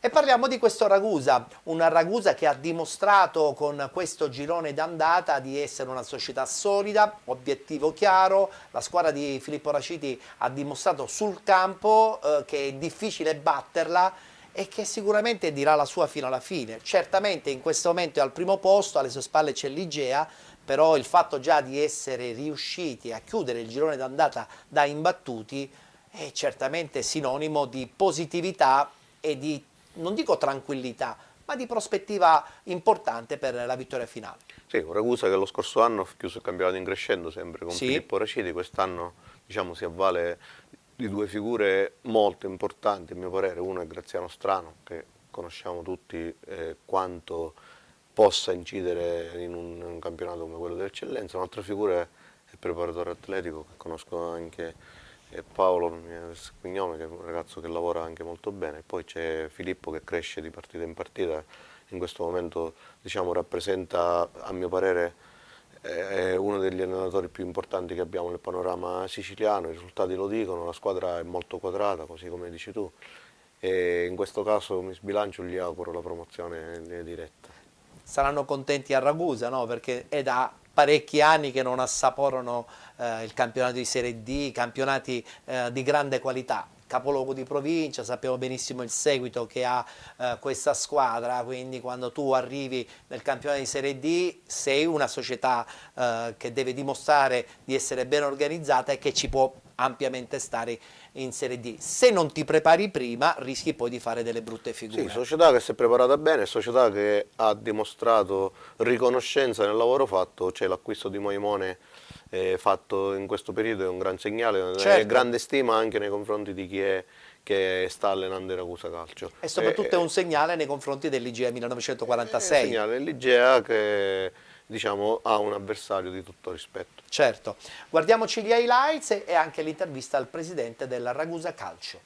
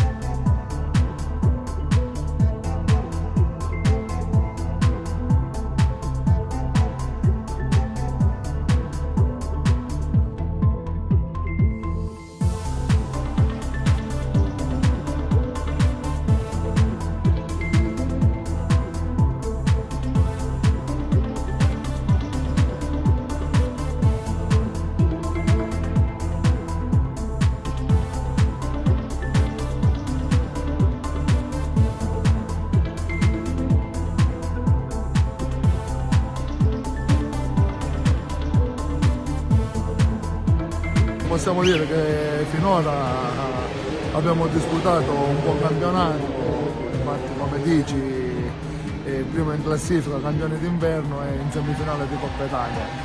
E fino adesso tutto buono, possiamo fare i complimenti ai ragazzi perché il primo traguardo diciamo è stato raggiunto, però quello più importante verrà raggiunto a fine stagione se riusciremo ad avere ancora questa linea. Quindi ad oggi complimenti a tutti, complimenti alla dirigenza che hanno supportato il tutto fino a dicembre e alla squadra, al mister, allo staff tecnico che non siamo primi per caso, sono riusciti a mettere su una buona squadra, imbattuti, quindi qualcosa di buono è stato fatto. Sì, oggi ovviamente è stata sempre una buona partita, abbiamo fatto un buon palazzolo perché è un palazzolo molto giovane. Però noi ovviamente abbiamo giocatori di categoria superiore che poi alla fine ti fanno la differenza e ti fanno vincere le partite, diciamo.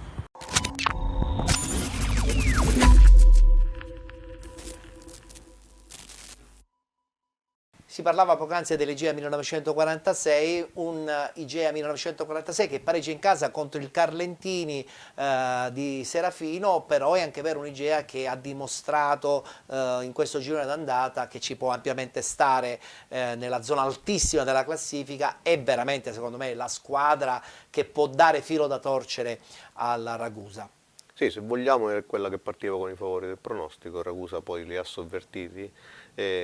Ho visto diciamo, la cronaca, le immagini di Igea Carlentini. Il Carlentini non ha rubato assolutamente nulla. Ha fatto una grande partita. 2 rigori per l'Igea, diciamo, uno neutralizzato da San Filippo, l'altro diciamo quasi subito assegnato, e un Carlentini che alla fine ha sbagliato tantissimo, purtroppo. Dico purtroppo perché diciamo, abbiamo tanti amici là e onestamente sarei stato più contento per una vittoria, però un Carlentini che sta facendo un gran campionato. Un grande campionato, il presidente Vinci è contentissimo, noi l'abbiamo avuto ospite un paio di settimane fa, chiaramente lui butta acqua su questa classifica, no? Per tranquillizzare un po' tutto l'ambiente, perché poi da persona intelligente, da dirigente esperto, sa benissimo che se si va in Serie D cambia tutto. E quindi bisogna valutare bene poi le scelte che una società deve fare nella stagione successiva. Sì, ma è una società che si è mossa negli ultimi anni a piccoli passi, certamente. ha fatto gli step giusti e quest'anno sta raccogliendo il lavoro di una dirigenza importante. La squadra man mano si è formata ed è diventata una squadra importante che merita la posizione ed è una squadra con cui sarà difficilissimo fare punti. Le squadre di Natale Serafino le conosciamo, no? Sono difficili da battere perché cura molto la parte difensiva e poi ha sempre davanti qualcuno che riesce a fare centro e quindi dare quell'entusiasmo ad una squadra che vuole fare risultato importante anche fuori casa, come è successo appunto contro l'Igea 1946. A proposito, guardiamoci gli highlights.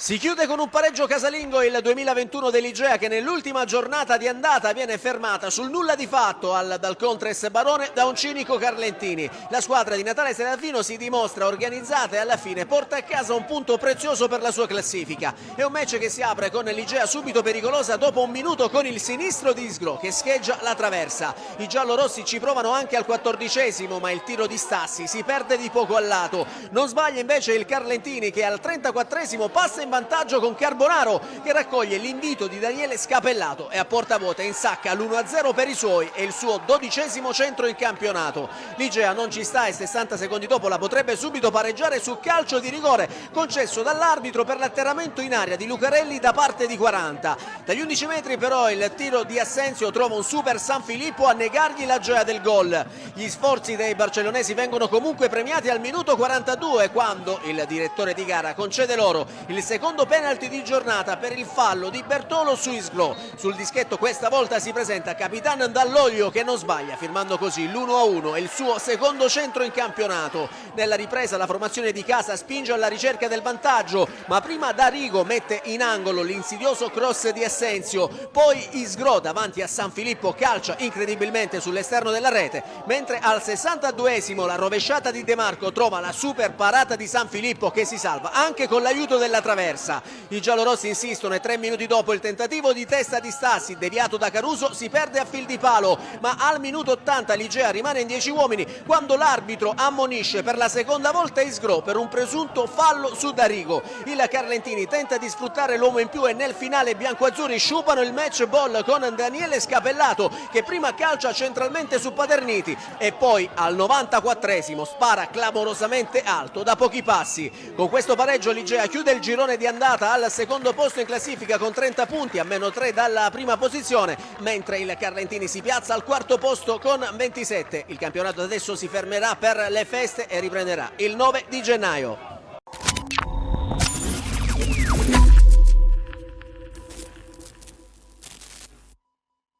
Per chiudere il campionato di eccellenza, come al solito, arriva puntuale lo spazio dedicato a Giampaolo Montineri.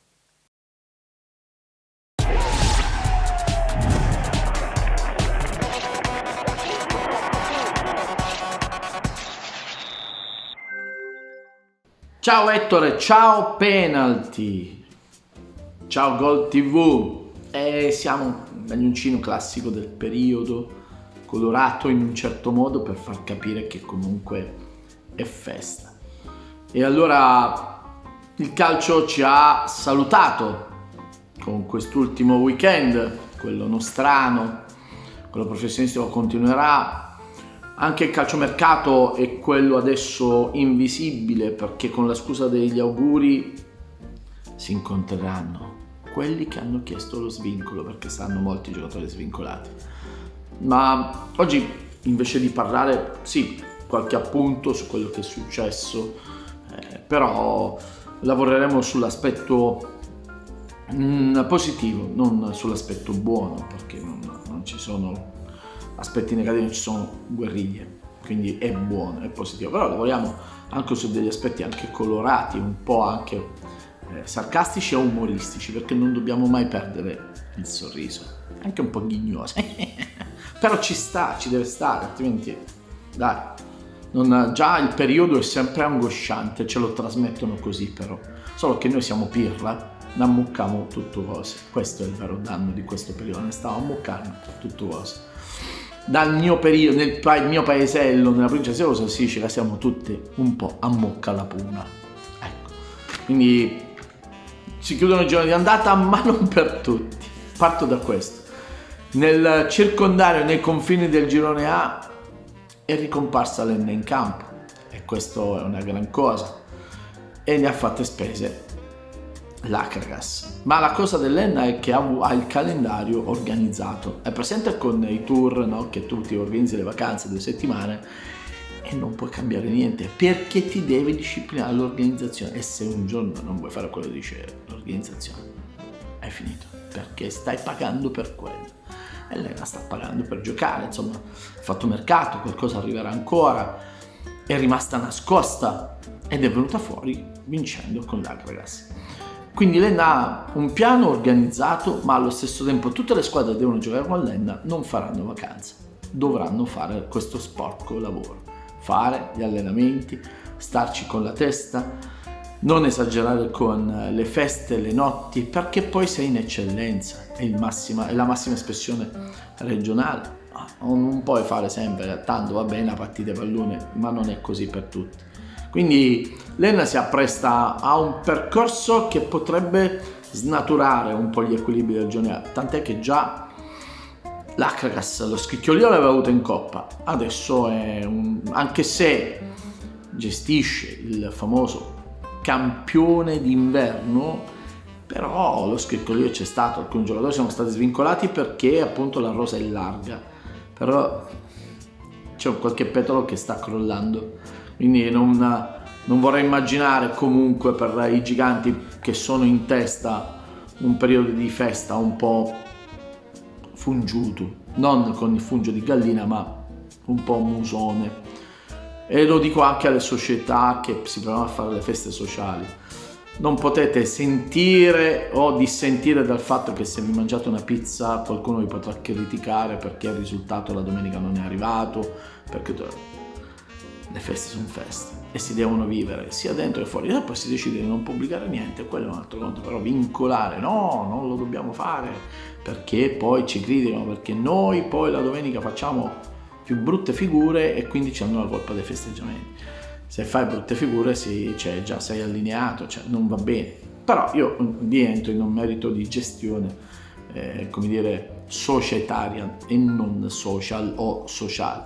E l'Akragas, poi più caos c'è a Caltanissetta, più si infermano le partite della Nissa. Momento molto delicato per il Jammus, devo dire la verità, nel bene e nel male, anche con un po' di malinconia, però insomma sono successe delle cose da schiaffi, da soldato. Però la squadra poi è andata in campo e a questo punto lì c'è, nel caos per assurdo, c'è sempre qualcosa che viene fuori.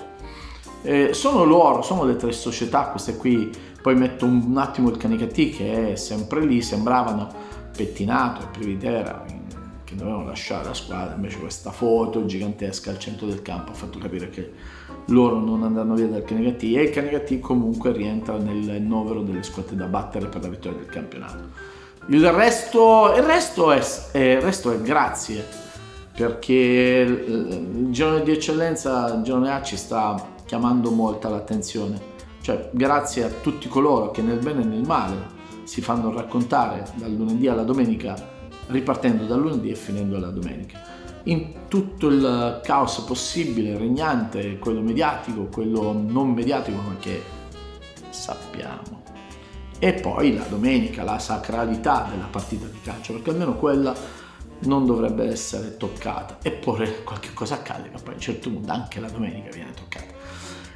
Girone B, diciamo che l'Aquila nel suo essere vivente nel mondo animale non sarà mai una preda, è rapportata al simbolo del Ragusa, sta avvenendo questo perché ormai è al 18° risultato utile consecutivo, e adesso ci sono quei 3 punti sull'Igea che non sono tanti, però permettono un timbro importante. Ragusa che è anche alle semifinali di Coppa Italia, quindi il lavoro di Filippo Raciti, ma del gruppo, il rientro dalla piccola crisi all'interno, è un consolidamento. Loro, diciamo che l'obiettivo di base lo stanno trainando, volendo, mantenendo, e quindi è una delle società più, come dire, continue assieme all'Igea. Però io rimango sempre del fatto che lo Ionica ancora oggi è la squadra più forte del girone B di eccellenza, ma io dico forte dal punto di vista proprio dell'atteggiamento, della mentalità, fisicità. Ha vinto al De Simone. Qualcuno mi potrà dire, vabbè, ma vincere col Siracusa è facile. No, forse dico una cosa che qualcuno mi ha detto ieri: Monti, vincere è sempre una cosa difficile. E allora sì, però lo Ionica è assieme, insomma, è la squadra che ha quella sensazione, ti dà quella sensazione che tu entri in campi con loro, ti devi trasformare in qualcosa di robotico, con le ossa buone, con tanta forza, con tanta determinazione. Non basta l'atteggiamento, non basta, va bene, il momento o l'inerzia della partita, basta, non serve, ci vuole molta forza di continuità per tutti i 90-100 minuti. Lo Ionica, secondo il nostro punto di vista, da quelli che guardano il girone B con attenzione, è la squadra più interessante. Poi c'è il lavoro del Carlentini, di Serafino, che è un lavoro leggiadro, serafico, da Serafino, perché lì la squadra è fatta di categoria, quindi anche il pari e anche la posizione in classifica è una posizione da tale e quale, ovvero stanno mantenendo il copione del personaggio, quindi non hanno mandato via nessuno, anzi è arrivato qualcuno. Anche queste sono cose importanti. Presidente Vinci se la vuole godere, vuole stare al sole, e il sole non è soltanto quello che dell'alba, c'è il sole del mezzogiorno che è pazzescamente bello perché è al centro.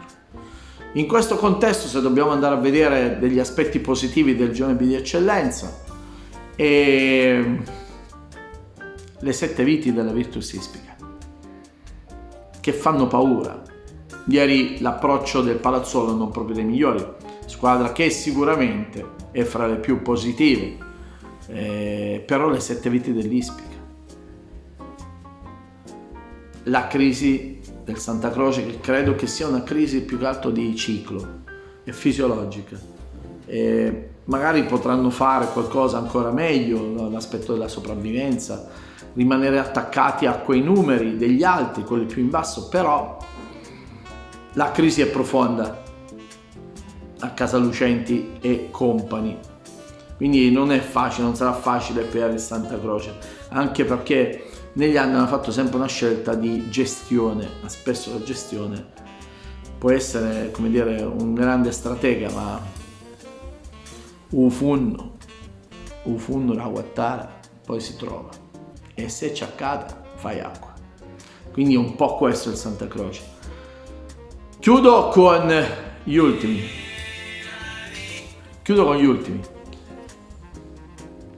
Da un lato non è bello, però se ci sono i primi qualcuno dovrà stare ultimo, ma gli ultimi sono quelli che danno sorrisi, danno speranza, perché comunque sono lì dignitosamente, e i sorrisi degli ultimi sono perché nel calcio, per chi comunque poi è un po' in crisi di identità, di eventi, di risultati, trova negli ultimi una speranza. Quindi vi auguro buon Natale.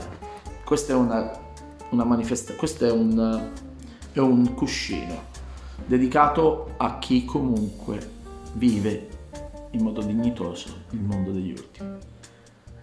E il mio buon Natale è agli ultimi. Ciao ragazzi, ci vediamo presto.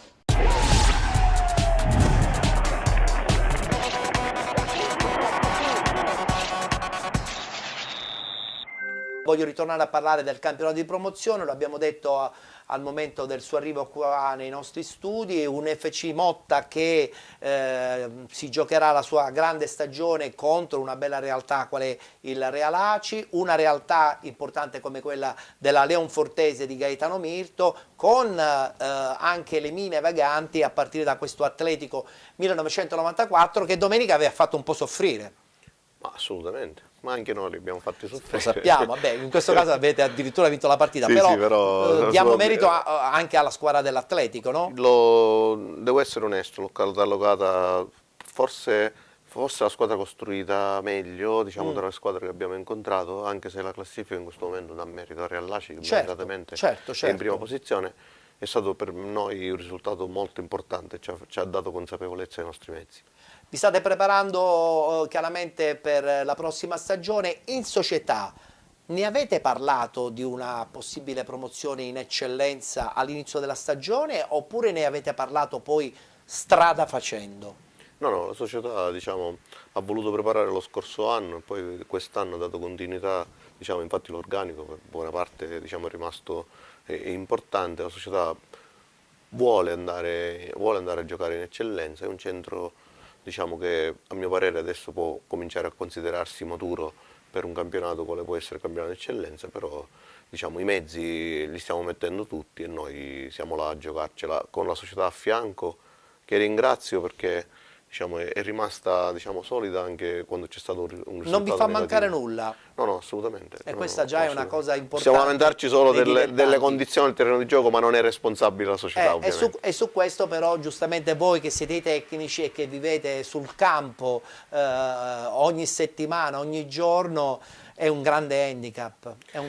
Sì, assolutamente, anche perché ovviamente siamo una squadra molto tecnica, siamo rapidi, veloci, cerchiamo quasi sempre la giocata, il campo un po' ci frena, però ovviamente questo non è un alibi. Certo, assolutamente. Non è un alibi, però la società, hai detto bene, non ci fa mancare nulla. I punti in classifica ci sono, quindi ve la giocherete. Potrebbe rientrare anche la Leonfortese di Mirto? Assolutamente sì, è una squadra con cui noi abbiamo Nello scontro diretto abbiamo vinto a fatica, però è una squadra che è veramente solida, una squadra molto importante, tra l'altro in questo periodo si è anche rinforzata. Quando poi ho incontrato Gaetano nella gara contro di noi lamentava che l'organico era molto ristretto, adesso non può lamentarsi più. Un po', infatti. Ma è stato più facile battere la Leonfortese o sarà più difficile andare a battere il Real Aci a casa loro dopo aver perso lo scontro diretto in casa? No, noi non ci poniamo limiti, siamo consapevoli della nostra forza, anzi a maggior ragione questa vittoria, diciamo, è stata anche molto importante come autostima. Adesso lavoreremo anche abbastanza intensamente nel periodo, diciamo, di sosta per recuperare energie e mettere benzina. Non ci poniamo nessun tipo di limite, conosciamo la nostra forza e andremo a provare a vincere tutte le gare. Tra l'altro la prerogativa di questa squadra, me lo hai sempre detto, è il gruppo, la famiglia, dirigenti, gruppo atleti uniti, e se si è uniti veramente i risultati arrivano. Sì, in questa categoria li ritengo fondamentali. Perfetto. Allora grazie Alessandro per la tua presenza qui all'interno di Penalty. Vi allenerete penso almeno sino al 23-24, poi giusta e doverosa pausa natalizia, di nuovo tutti in campo per il ritorno sempre molto difficile dopo le vacanze, o sbaglio?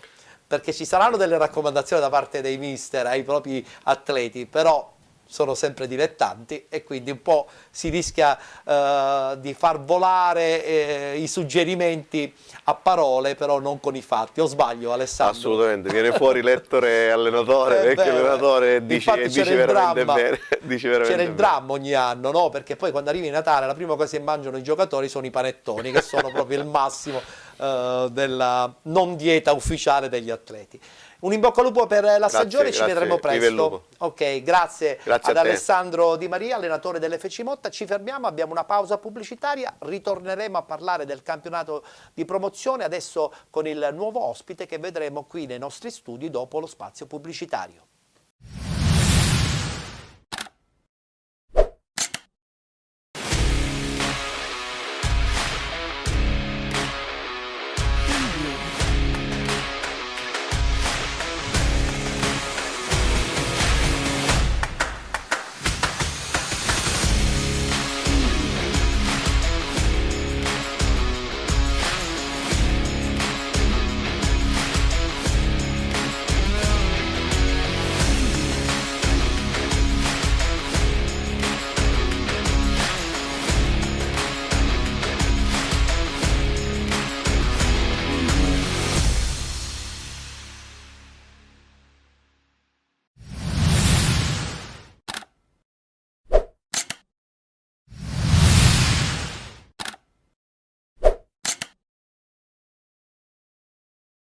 Eccoci rientrati in studio, spettatori di Gold 78, spettatori anche di Penalty, tutto il calcio di cui il calcio vero non parla mai. Seconda parte dedicata interamente al campionato di promozione e abbiamo per l'occasione con noi mister Alfio Cocivero, allenatore del San Gregorio. Ciao Alfio, ben buonasera, trovato. grazie dell'invito. Ti rivedo dopo qualche anno, sei sempre molto intenso nelle tue stagioni, anche quest'anno come stanno andando le cose a San Gregorio? Ma stiamo andando, stiamo formando una squadra giovane, una squadra lotta per il salvarci.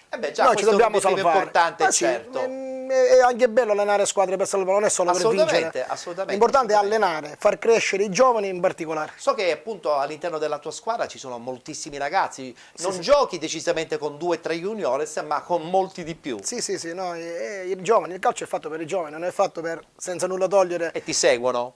Molto. E questa qua è già sicuramente una cosa molto importante, perché su di loro bisogna costruire il futuro. In questo caso il San Gregorio sta puntando sui giovani forse per costruire un futuro. Sì, sta tentando come tutti di mettere i mezzi, poi si tenta.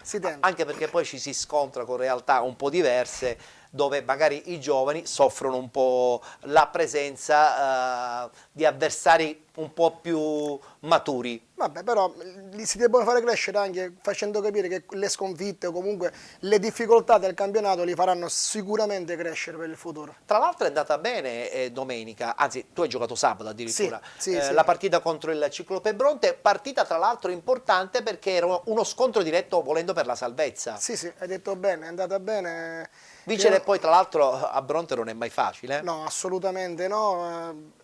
Veramente un campo difficile, formata da una società. Bronte, ho visto una squadra ben quadrata, difficile, ma è andata bene. Beh, è andata bene, vuol dire che avete lavorato bene la settimana precedente, poi mettete insomma in campo le direttive studiate con molta attenzione. Sì, posso dire che con le difficoltà che abbiamo avuto qualche settimana fa, perché chi per un motivo o per un altro è andato via, abbiamo inserito la Juniores, le ragazze della Juniores 2004 che sono aggregate 2003-2002 che noi abbiamo, ne abbiamo tanti. Addirittura? Sì. E quindi stiamo iniziando un nuovo cammino, a dicembre stiamo iniziando un nuovo cammino con loro. Perfetto. E noi iniziamo adesso il nostro cammino nei 4 gironi del campionato di promozione. Iniziamo con il girone A.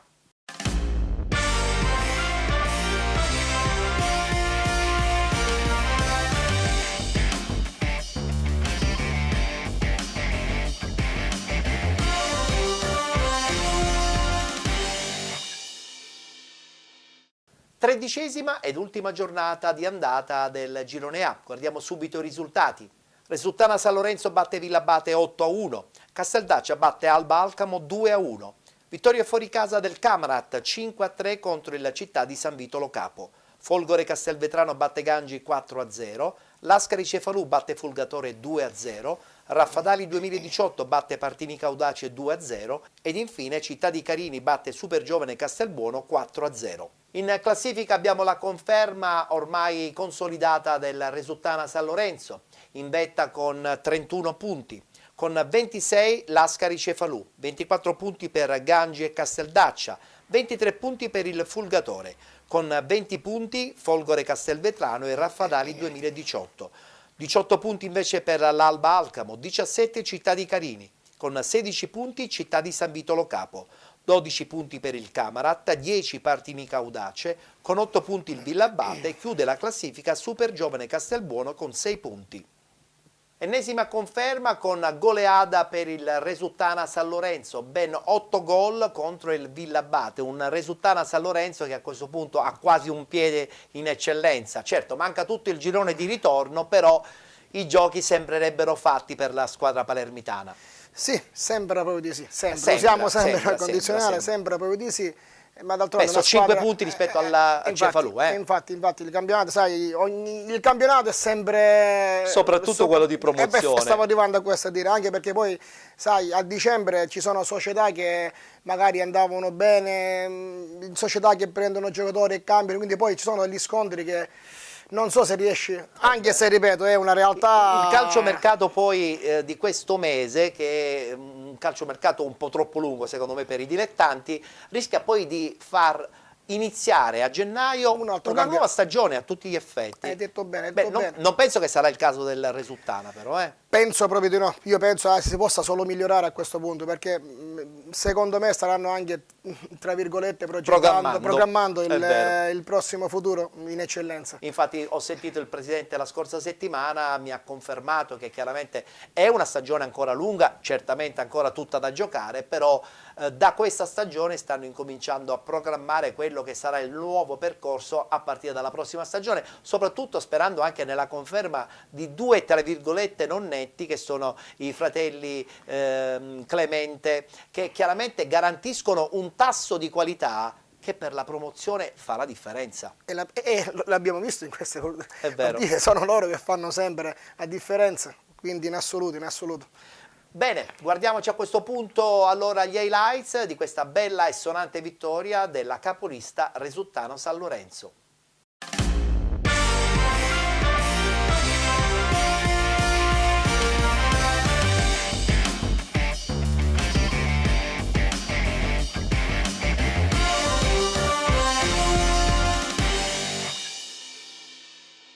Palla che rimane lì e la tiene dunque ancora Lonigro, la cross ancora nel centro dell'area, pallone poi cercato centralmente, Marrizzo la perde, la conclusione e il super gol del Villabate, supera Totò Campanella, così la formazione ospite e il gol dell'1-0. Tocco dentro per Clemente, poi la conclusione, il gol del pareggio del Resultana San Lorenzo, è un gol fantastico di Andrea Di Franco. Rosselli sulla sinistra, entra in aria, ancora il numero 10, Rosselli, bello con l'avversario e calcio di rigore per un fallo di mano. Parte Lonigro dal dischetto, il gol di Lonigro che porta in vantaggio il Resultana San Lorenzo. Pallone in mezzo, non ci arriva Clemente, ci arriva sul secondo palo Andrea Di Franco, che mette a segno la doppietta, che mette a segno il gol del 3-1. Saluto prova ad andare, la bella finta di Saluto, entra in aria, mette il pallone in mezzo, il gol del Resultana San Lorenzo, la rete di Mercanti sul cross di Saluto, i due nuovi acquisti. Iosso dell'area di rigore, Clemente entra ancora all'interno dell'area, cross in mezzo, la doppietta di Mercanti, si invertono i ruoli, salta con la testa Mercanti sul cross di Marco Clemente. Vitale preferisce allargare dove c'è Clemente, la parata di Lalicata e poi Alessio Alfano trova il gol del 6-1. Resultata San Lorenzo che allunga, palla qui sulla destra dove c'è Alfano che serve Sino, il gol all'esordio di Federico Sino, è 7-1 del Resultata San Lorenzo. Ancora Alfano, pallone che non è entrato secondo il direttore di gara, sì, arriva il gol dell'8-1. Sono 5 punti che distaccano la squadra palermitana da un'altra grande realtà che è il Lascari Cefalù, che sta salendo di settimana in settimana. Abbiamo detto che 5 punti sono tanti, però 13 partite sono anche tante. Sì, infatti. E il Cefalù zitta, sì, è salita, sta iniziando a camminare pian piano, è vero. Ripeto, deve stare attento. Poi c'è sempre il terno al lotto dei playoff, perfetto. Che partendo da una buona posizione potrebbe garantire appunto la promozione Bravissimo. nella categoria superiore. Vedremo cosa succederà a partire dalle prossime settimane. Voltiamo pagina perché adesso parliamo del girone B.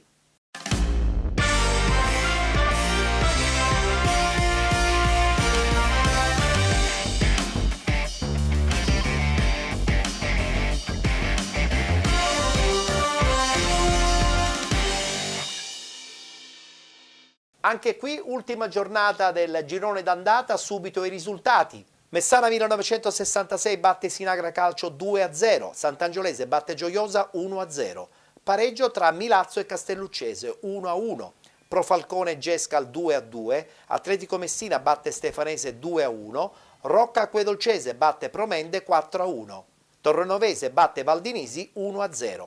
Pareggio per la capolista Milazzo, incombe a questo punto la risalita importante sia dell'Acquedolcese che comunque batte un'altra pretendente al primo posto, parliamo della Promende. Ma guardiamo la classifica. Milazzo 27 punti, Rocca Acquedolcese 26 insieme al Promende, 25 punti per la Torrenovese con 22 Messana 1966, 21 punti Pro Falcone, 20 punti Atletico Messina, 18 Castelluccese, 16 Sant'Angiolese, con 15 punti la Gescal, 12 punti Gioiese, 9 punti per il Sinagra Calcio, con 5 punti il Val di Nisi, chiude la classifica la Stefanese con 3 punti.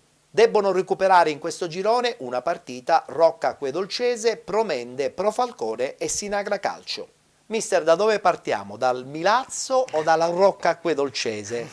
Perché sono due squadre sicuramente candidate alla vittoria finale, con la Promende che insomma in queste ultime settimane ha perso qualche partita di troppo, però è anche vero che è ancora agganciato al treno della promozione diretta. Pertanto io credo che il Milazzo forse in questo momento è leggermente più avvantaggiato, oppure Rocca Acquedolcese con la vittoria proprio contro il Promende ha dato conferma che i suoi obiettivi sono chiari. Ma ha detto bene, gli obiettivi secondo me sono chiari, però il Milazzo secondo me è qualcosa in più, ma considera anche la struttura che ha. Certo, è quella fondamentale per la categoria. Bravissimo, e infatti è strano come abbia perso 2 punti fondamentali, però si può rifare tranquillamente ed è, secondo me, ripeto, la candidata a far meglio in questo campionato. Tenendo presente che c'è anche la Torrenovese adesso a 25 punti, sembrerebbe un girone B forse rispetto a tanti altri gironi più intenso, dove almeno sono 4-5 potenzialmente le squadre che possono ambire alla vittoria finale. Sì, hai detto bene, ma poi il Messinese, sai, è una parte della Sicilia dove il calcio è intenso, è molto intenso. Ne parliamo sempre ogni volta sì, il calcio è intenso, quindi vedo sempre, ogni anno vedo 5-6 squadre per un obiettivo e il resto magari per un altro. Ma c'è un'intensità nella parte alta della classifica sempre costante negli anni. È raro vedere. È raro. Guardiamoci gli highlights, il pareggio proprio del Milazzo 1-1 contro la Castelluccese.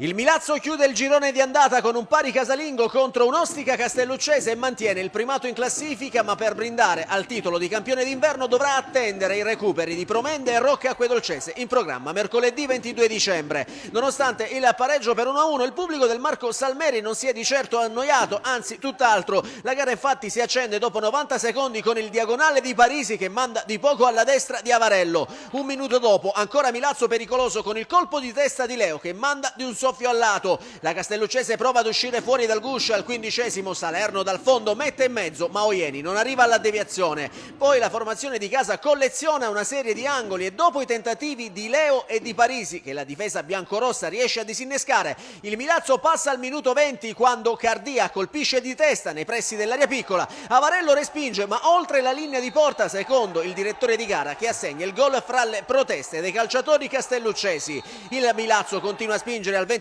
Mandanici alla palla del raddoppio, ma il suo destro non inquadra lo specchio della porta. Bersaglio che sul ribaltamento di fronte centra invece la Castelluccese, che al 33° rimette le cose a posto con Scarpinato che raccoglie l'invito di Salerno e in diagonale batte Oxai firmando l'1-1 e il suo quarto sigillo in campionato. I ragazzi di Nastasi però non si perdono d'animo e un minuto più tardi potrebbero riportarsi in vantaggio, ma la sforbiciata di Mandanici trova la decisiva respinta sulla linea di Madonia. Poi al 44° il Milazzo reclama anche un calcio di rigore per un presunto fallo del portiere Avarello su Mandanici. Il signor Mastro Simone dice di no. Prima dell'intervallo ancora una chance per i locali con recupero che di testa sotto misura spedisce sul fondo. Nella ripresa mister Nastasi manda in campo l'ultimo arrivato, l'attaccante Peppe Dama, accolto con l'ovazione del pubblico rossoblù, ma il Milazzo non riesce a pungere, anzi al 69° è la Castelluccese ad avere l'occasione per andare in vantaggio quando il direttore di gara concede loro un calcio di rigore per un fallo di mani di Leo.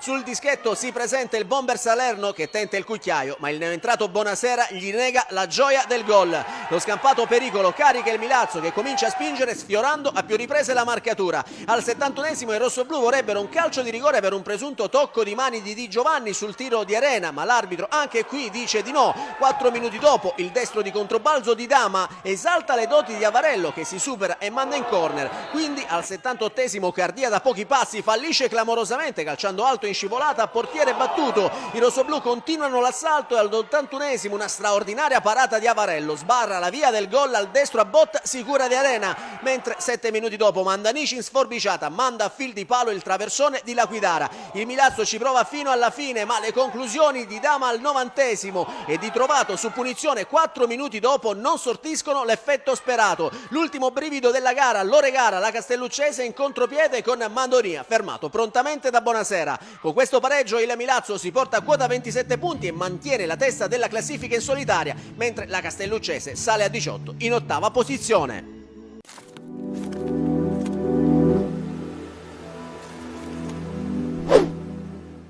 Voglio parlare anche dell'Atletico Messina che vince fuori casa contro la Stefanese e tenterà adesso nelle prossime partite del girone di ritorno di ritornare un po' nel novero delle squadre pretendenti, non dico alla vittoria finale, ma a un posto importante nei playoff. Come vedi la stagione dell'Atletico Messina? È una stagione altalenante, vedo, finora non è stata una squadra costante. Manca la continuità. Sì, vediamo. Il futuro cosa ci dirà. Voglio ritornare a parlare del Rocca Acquedolcese, vince 4-1 con il Promende e conferma la voglia, insomma, di essere lei la vera leader di questo girone B del campionato di promozione. Certo, dovrà fare i conti contro il Milazzo, però ha dimostrato anche dal punto di vista societario di avere quella stabilità necessaria per un campionato tranquillo con obiettivi certi. Sì, hai detto bene, una squadra che non ha la pressione. Dico la pressione di vincere per forza, è un jolly, è una squadra pericolosa in un campionato. Il Milazzo a questo deve stare attento, hai detto bene. Infatti, Milazzo invece che ha la pressione di un pubblico, di una struttura, di un blasone che incide poi alla fine in queste categorie. No? È vero. Guardiamoci gli highlights, sconfitta dunque della Promende, vittoria della Rocca Acquedolcese per 4-1.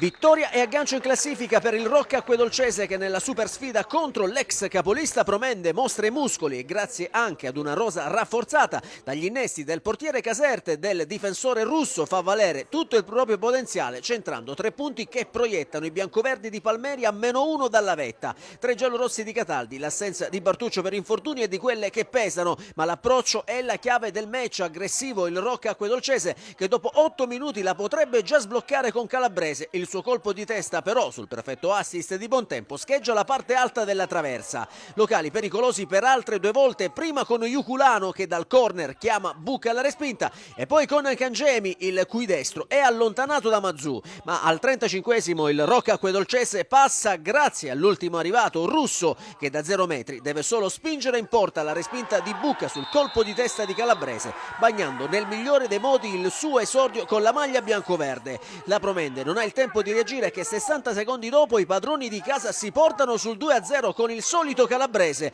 lesto da pochi passi a ribadire in rete la respinta di Bucca sulla zuccata di Zingales. Per il capocannoniere del torneo è il 16esimo sigillo in campionato. Poi al 40esimo infortunio per il difensore della Promende Di Stefano che è costretto a lasciare il campo in barella e al suo posto Cataldi butta nella mischia rotella. Nella ripresa però pronti e via e dopo appena 12 secondi dall'inizio il Rocca Acquedolcese cala il tris grazie ad una super giocata di Cangemi che entra in area e col destro fa secco Bucca, siglando così il 3-0 per i suoi e che gli vale come 4º centro in campionato. La Promende prova a reagire dopo il destro di Razà messo in angolo da Caserta. I giallorossi accorciano le distanze proprio dal corner successivo con Bomber Razà che di testa gira in porta il cross di Aloe per il gol del 3-1 ed è anche il suo 7º sigillo in campionato. La rete incassata non demoralizza i biancoverdi e al 51esimo Calabrese calcia di poco alto sulla traversa, mentre 4 minuti più tardi il tentativo ravvicinato di Cangemi è disinnescato prontamente da Bucca.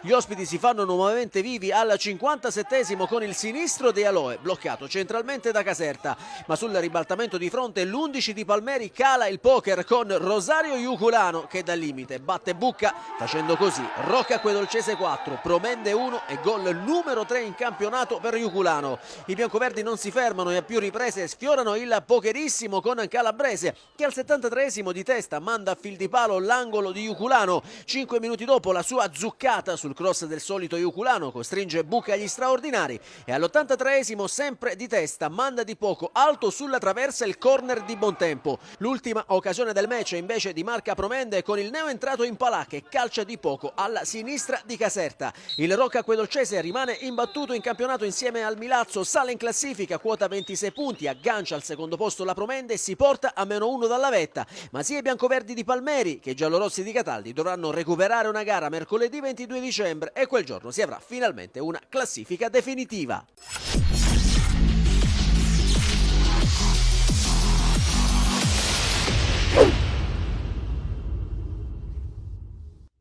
Un girone B che vede al suo giro di boa il Rocca Acquedolcese che insegue questo Milazzo. Scopriremo cosa succederà nelle prossime partite, sottolineando il fatto che forse, probabilmente sul filo di lana, conosceremo la vittoria definitiva di una società soltanto. Le altre ambiranno ad un posto al sole grazie ai playoff. Sì, sono d'accordo. Sono pienamente È un d'accordo. pronostico? Ti mette in difficoltà, mister? Sì. In questo girone sì. Voglio il nome. Milazzo. Milazzo, vabbè, Milazzo, ok, Milazzo. perfetto. Sarà un girone di ritorno certamente interessante in questo girone B con Milazzo, Rocca Acquedolcese, Promende, e ci metterei dentro anche la Torrenovese, non so se sei d'accordo, mister. Sì, a questo punto sì, ma finale vedo sempre il Milazzo. Vedi sempre il Milazzo, quindi il pronostico di mister Sì. Cocivera punta su questo blasone anche del Milazzo, perché il blasone poi in queste categorie, come abbiamo detto poc'anzi, incide e quindi potrebbe essere la carta vincente. Voltiamo pagina perché adesso parliamo del girone C, dove abbiamo anche mister Cocivera che viene da un successo importante con il suo San Gregorio contro il Bronte.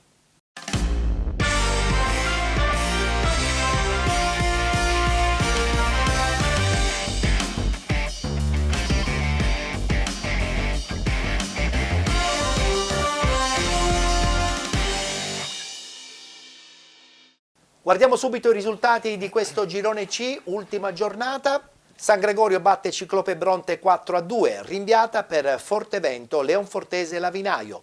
FC Motta batte Atletico 1994 1-0. Mister Bianco batte Città di Calatabiano 1-0. Gimini Cascordia batte Belpasso 2014 5-0. Realaci batte Armerina 2-1. Don Bosco che perde in casa 5-0 contro l'Atletico Nissa. Conferma in testa per la squadra cese di mister Manca, tra l'altro ospite la scorsa settimana qui a penalty.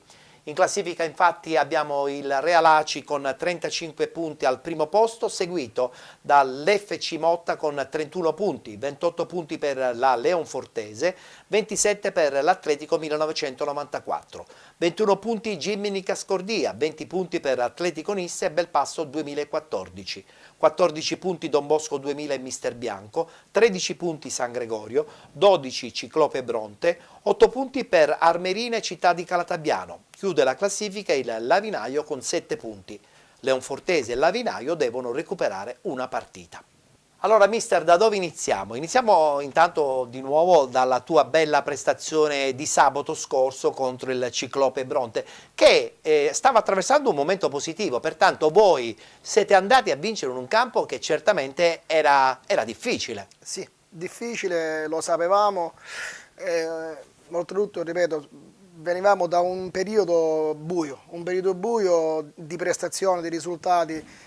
Sinceramente abbiamo fatto martedì il primo allenamento quadrato con la squadra, abbiamo inserito dei giovani come detto in precedenza e forse non tutti male vengono per nuocere. Avete trovato giovamento? Sì, forse stiamo, come abbiamo detto poc'anzi, stiamo iniziando un nuovo campionato con dei nuovi giovani stimoli, che hanno voglia, dei giovani stimoli, puntuali all'allenamento, dei giovani che si impegnano, che ascoltano e che secondo me, spero che riesca a farli crescere fino a fine campionato e uscire da questa lotta.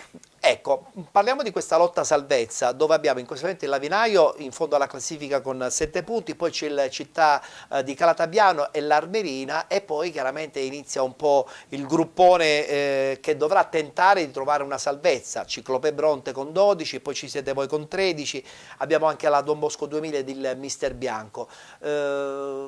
Quale sarà l'arma per salvarsi in questa stagione? Ma sai, in questo periodo di Covid l'arma sia per l'alta classifica che per la bassa sarà avere la fortuna di una società che riesce nel suo piccolo a mantenere ciò che può fare, cioè dare il campo, un campo di allenamento, e noi su questo siamo molto fortunati. È vero, e so di grandi problemi con altre società. Perché una società forte per quanto... ma se non ha dei campi, deve aspettare un campo, affittare un campo, il campo è occupato, non ti puoi allenare, i ragazzi non ti seguono e nascono poi quelle brutte situazioni anche di classifica. Anche noi no, su questo siamo abbastanza fortunati, però secondo me chi riuscirà a tenere duro fino alla fine si salverà. Si salverà. Certamente in questo momento voi siete in una situazione che ogni partita diventa, non dico fondamentale, ma più punti si fanno, soprattutto nel girone di ritorno e nella parte iniziale del girone di ritorno, e più le possibilità di una salvezza sono fattive, veritiere. Anche se abbiamo le prime 4 partite. Ho visto il calendario.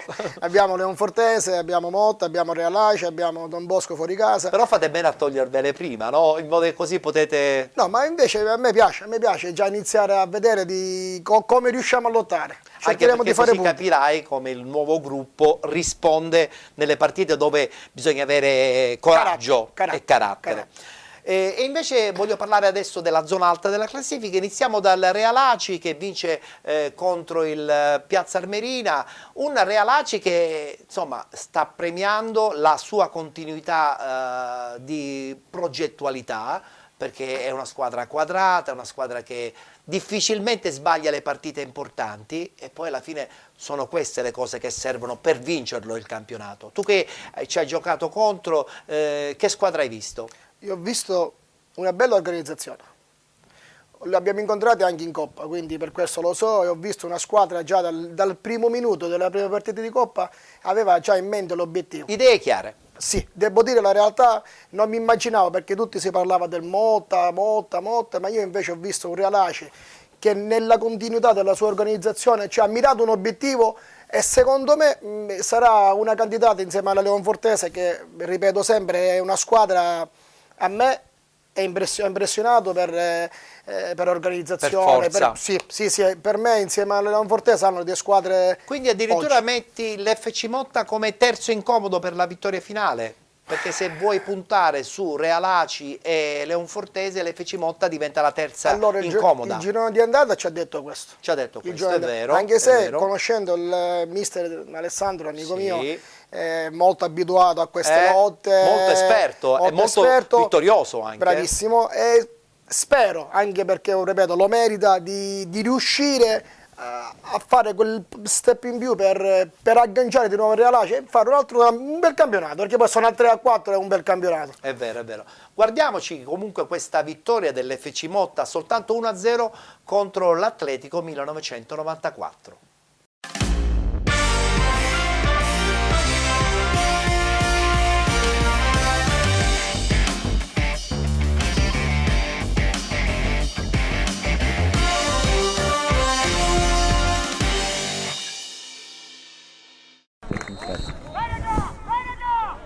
Orofino gioca su Mazzamuto, pressato da parte di Luca, che poi fa ripartire il contropiede interessante per Sinatra, tu per tu con Florio, ancora Sinatra, entra in area, Sinatra col destro, c'è la pressione del Motta ma riparte l'Atletico 1994, lo fa con Manuli in profondità a cercare Borzì, c'è il tiro di Borzì e poi la risposta di Gulisano. Insiste l'Atletico 1994, traversone in area, c'è il colpo di testa.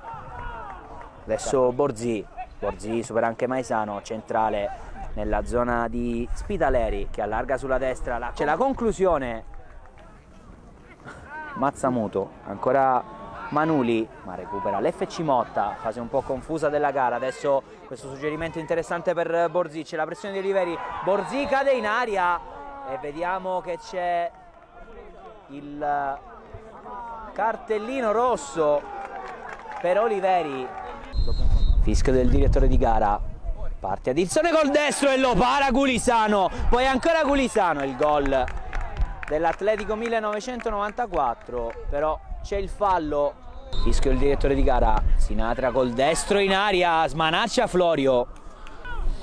Spitaleri recupera l'FC Motta.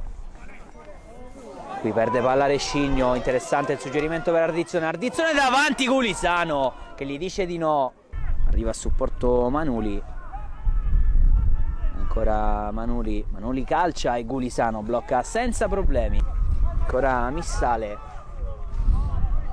Gioca profondo per Caruso. Caruso col cross. Arriva Ardizzone e un'altra parata decisiva di Gulisano.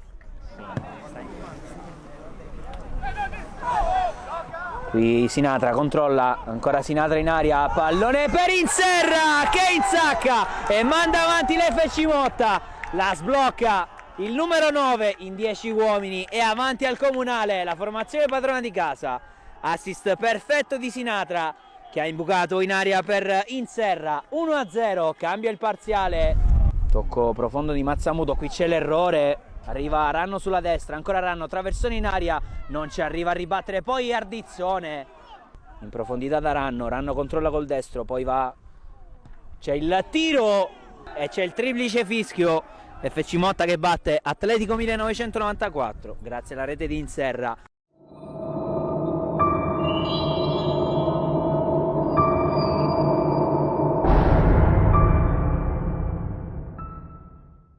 Uno streaming sito 1-0 per l'FC Motta contro l'Atletico 1994. Problemi secondo te oppure un calo a questo punto anche di rendimento? Questo problemi non lo so, su questo non Certo, lo so. non puoi conoscere i problemi a casa di altri. No, nemmeno mi interessa. Quello che spero sia un problema proprio fisiologico, un problema di tenuta atletica, anche se, ripeto, ieri ha vinto uno scontro diretto e per giunta, se non erro, anche in 10 uomini. Sì, ha fatto un Atletico 1994 che aveva recuperato tantissimi punti in classifica e poi c'è stato un crollo. Sì, l'Atletico è la squadra che in negativo mi ha sbalordito. Pensavo fosse fine campionato magari avesse qualche punto in più rispetto a quelli che ha ora. Anche se penso che la possibilità dei playoff è quasi certa, sì, no? Io penso, ma già gente di esperienza, certo. Cioè, stiamo parlando di una squadra comunque con gente di categoria. Certo, certo. Quindi alla lunga, secondo me, anche loro usciranno da questo periodo negativo. È vero, è vero. Torniamo a parlare del Real Aci, guardiamo subito gli highlights, la vittoria 2-1 contro l'Armerina.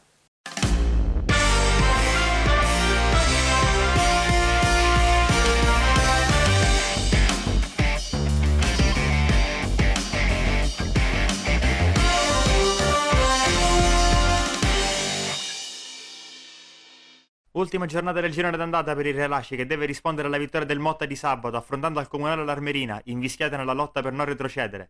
Prima di iniziare, un minuto di silenzio per ricordare le vittime della tragedia di Ravanusa. Dopo il doveroso ricordo, l'arbitro Alessio Lazzara fischia il calcio d'inizio ed è il Real la prima squadra a farsi vedere in attacco. Calcio d'angolo di Bozzanga. Sul primo palo, verso Pennisi di testa!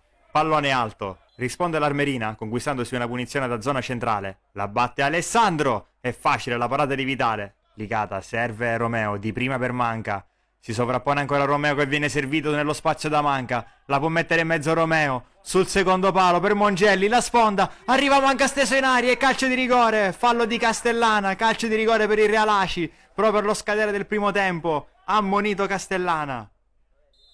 Va dal dischetto lo stesso Daniel Manca che spiazza il portiere. Il Real Aci è in vantaggio grazie al quarto gol in campionato di Daniel Manca. Licata col petto in qualche modo riesce a controllare il pallone e a smissarlo sulla destra per Daniel Manca. Manca, cerca lo spazio per il mancino, gli viene chiuso. Serve Marino al limite dell'area. Marino, il destro! Romeo vede il movimento di Cavallaro, lo serve. 1-2, Romeo entra in aria, attaccato, resiste. Ancora Romeo, fallo di mano di Sanyang e calcio di rigore per il Real Aci, ancora il rigore. Rivediamo l'intervento netto con la mano di Sanyang. Dal dischetto stavolta va Mongelli.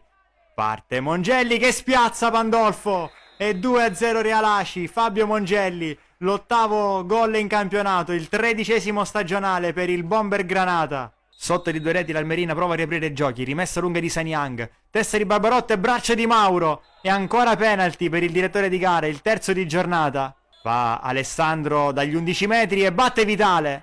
Armerina che si riporta a -1. Dopo 3 minuti di recupero finisce la partita. Il Real Aci sconfigge l'Armerina 2-1 e mantiene inalterato il vantaggio di 4 punti sul Motta. Il 2021 e il girone d'andata si chiudono nel migliore dei modi, con la testa della classifica.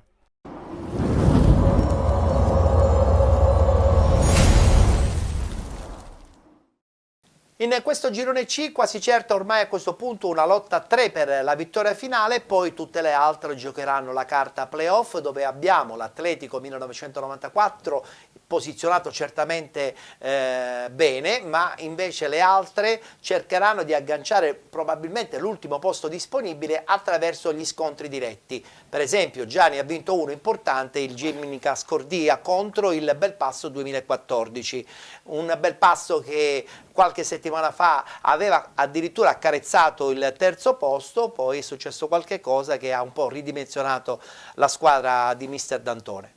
Sì, hai detto bene, ma come detto è un campionato a 3-4 squadre, chi commette meno errori secondo me la spunterà per il primo posto e le altre se la giocheranno per i playoff. Consideriamo che il Motta per esempio già ha fatto 2 scivoloni perché ha fatto 2 sconfitte inaspettate, quindi vediamo chi riesce a sbagliare meno. Tra l'altro una sconfitta diretta proprio contro il Real Aci in casa dell'FC Motta, pertanto però ripeto, essendo lunga ancora 13 partite, sono tante. Chi sbaglia meno vincerà. Chi sbaglia meno vincerà. Tra l'altro nel gruppo playoff è entrato prepotentemente anche l'Atletico Nissa, che nessuno aveva preventivato. No, che squadra è l'Atletico Nissa? È una squadra quadrata, una squadra che lotta fino all'ultimo. Posso dire che a me non è dispiaciuta. L'avevo visto contro l'Atletico fuori casa, aveva fatto un ottimo risultato con una vittoria per 2-1 e la settimana dopo è venuto da noi ed è stata veramente una bella partita. È una squadra come lo Scordia. È una squadra che ti fa giocare però, Sì, perché le squadre d'Italia fanno giocare perché tenta lei di giocare bene. Però ha 2-3 giocatori interessanti, soprattutto in avanti, posso dire. Benissimo. E adesso voltiamo pagina, parliamo subito del girone D, sempre del campionato di promozione.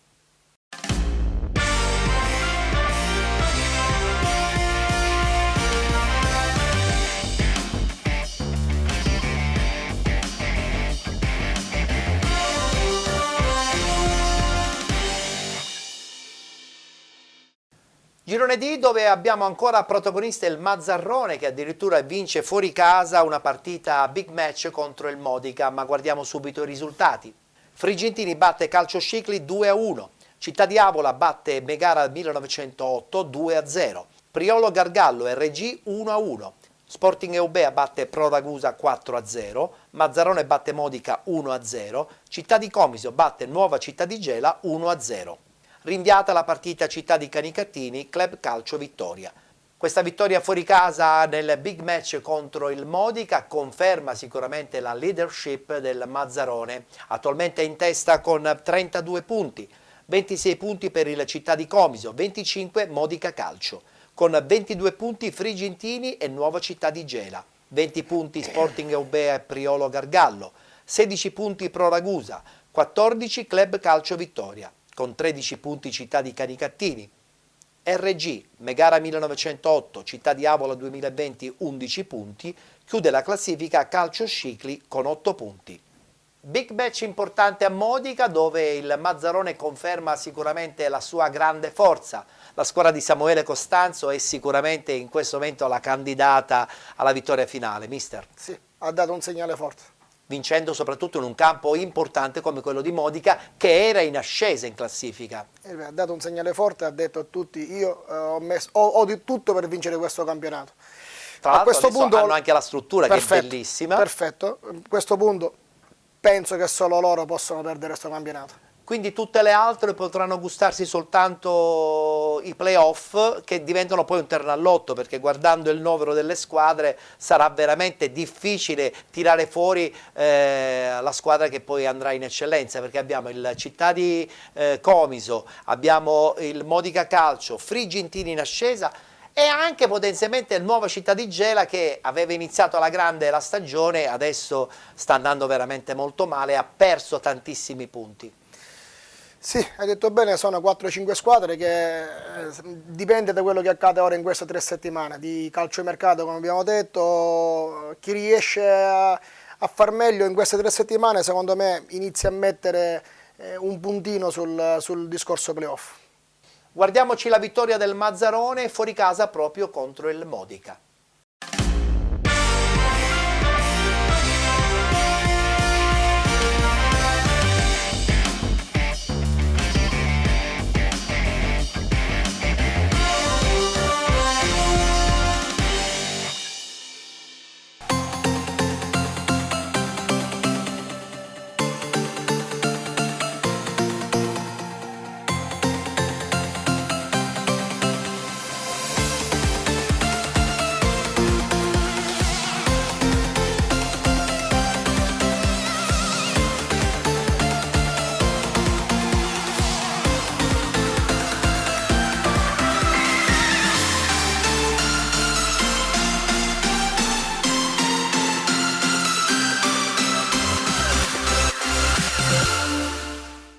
Sì, sicuramente sapevamo di incontrare un'ottima squadra, candidata alla vittoria finale. Venire qua e giocarci la partita a questa posizione era già un onore per noi, ma devo fare un applauso ai miei ragazzi perché hanno dato l'anima in campo.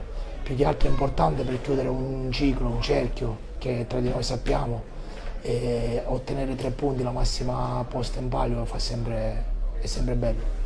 I 7 punti non sono nulla in un campionato con le partite con 3 punti. Abbiamo questo margine, ma dobbiamo far finta che non ce l'abbiamo. Per noi adesso iniziano 12 finali e ogni partita meno sappiamo che sarà più difficile per gli altri. Però dobbiamo archiviarci, godiamo queste vacanze, ci godiamo questo primato e da mercoledì inizieremo a lavorare.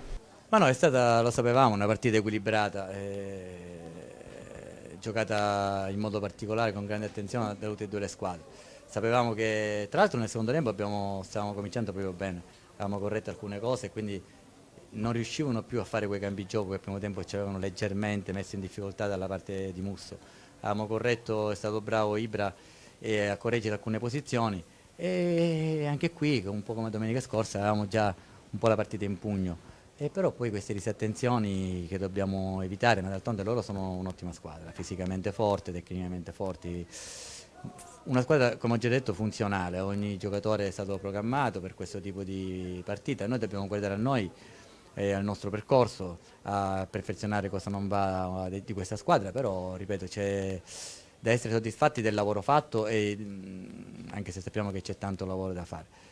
Però ci sono anche, il campionato non finisce qui, sicuramente non finisce qui. È chiaro che 7 punti sono tanti in un campionato corto, breve, perché mancano 13 partite, però ancora c'è la Coppa, ci sono i playoff, c'è l'obiettivo, tutti gli obiettivi che possiamo rincorrere, noi dobbiamo pensare a rincorrerli e continuare a lavorare. Però le risposte che noi ci aspettiamo da questa partita sono state positive, anche se perdere non è mai piacevole, però ripeto, prendiamo quello di buono che la squadra ha fatto e il modo come ha tenuto il campo.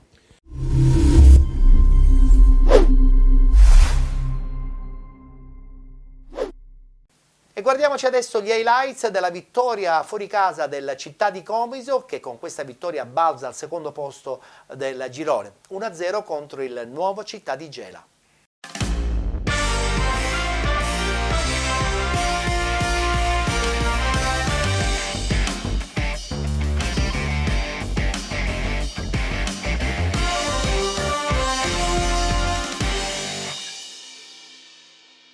Amici sportivi, benvenuti allo stadio Vincenzo Presti per questa super sfida della 13ª giornata del campionato di promozione. A Gela si sfidano i padroni di casa di mister Ciccio Evola, reduci dalla brutta sconfitta contro il Riccardo Garrone, e il Comiso del tecnico Gaspare Violante, avanti un solo punto in classifica sui gelesi che occupano la 4ª piazza. Subito in campo al sesto ci prova Giaquinta sul primo palo, vola il portiere Meli. Ancora Gela con Tomaino al minuto 11, il suo destro termina abbondantemente al lato. Al 22esimo Gelesi ancora vicino al gol con la girata velenosa di Giaquinta, palla di poco al lato. Comiso che però passa in vantaggio al minuto 24 con Camarà che trova l'attimo giusto per infilzare la retroguardia gelese. Pallone che termina sotto le gambe di Pizzardi. Comiso in vantaggio. Reazione gela con Iannizzotto al minuto 35 che si accentra ma il suo destro termina alto sulla traversa. Ancora il numero 10 giallo-nero che ci prova dopo 5 minuti, il suo tiro è parato da Meli. Minuto 41 si vede il Comiso con il tiro di Di Franco ma Pizzardi attento. Al minuto 42 Gradito tenta la percussione in aria ma nulla di fatto nemmeno dopo l'appoggio a Iannizzotto. Sul finire del primo tempo ci prova il capitano Ascia sul calcio di punizione, vola ancora una volta il portiere Meli davvero in stato di grazia. La ripresa è sempre di marca gelese, dopo appena 2 minuti Iannizzotto la mette dentro, Gradito per un soffio non trova la deviazione vincente. 1 minuto più tardi Giaquinta ci prova da posizione impossibile con Meli che si oppone. Comiso che si vede al settimo con la punizione di assenza parata da Pizzardi. È un Gela che vuole a tutti i costi pareggiare i conti. Al minuto 9 il capitano Ascia si accentra, palla alta sulla traversa. Sempre il capitano giallo-nero al minuto 16 sul calcio piazzato ancora una volta Meli, inversione para tutto. Mister Evola tenta il tutto per tutto, 3 cambi in una volta, dentro l'Abiso, Navanzino e Romano. Ed è proprio il neo entrato all'Abiso a tentare il gol di rapina al minuto 20 ma la difesa ragusana regge. Comiso che può raddoppiare ma il tiro del neo entrato Conte termina di poco al lato. Al 24esimo ancora Ascia su punizioni ma Meli vola ovunque. Gara che si infiamma e a fare nelle spese il tecnico del Comiso Violante espulso dall'arbitro Augello. Al minuto 34 Campanaro ci prova di testa, palla alta. 1 minuto più tardi Giaquinta ci prova da terra, tiro parato. Sempre Giaquinta al 36esimo ma la sua conclusione è murata dalla difesa ragusana. Minuto 41 sempre Gela, tiro al lato. 5 minuti di recupero e gara agli sgoccioli. Gelesi che reclamano un calcio di rigore per una trattenuta su Giaquinta. Al triplice fischio però il Comiso a gioire sotto la gratinata occupata dai tifosi verde-arancio. Gela che incassa la 5ª sconfitta consecutiva e chiude l'anno nel peggiore dei modi.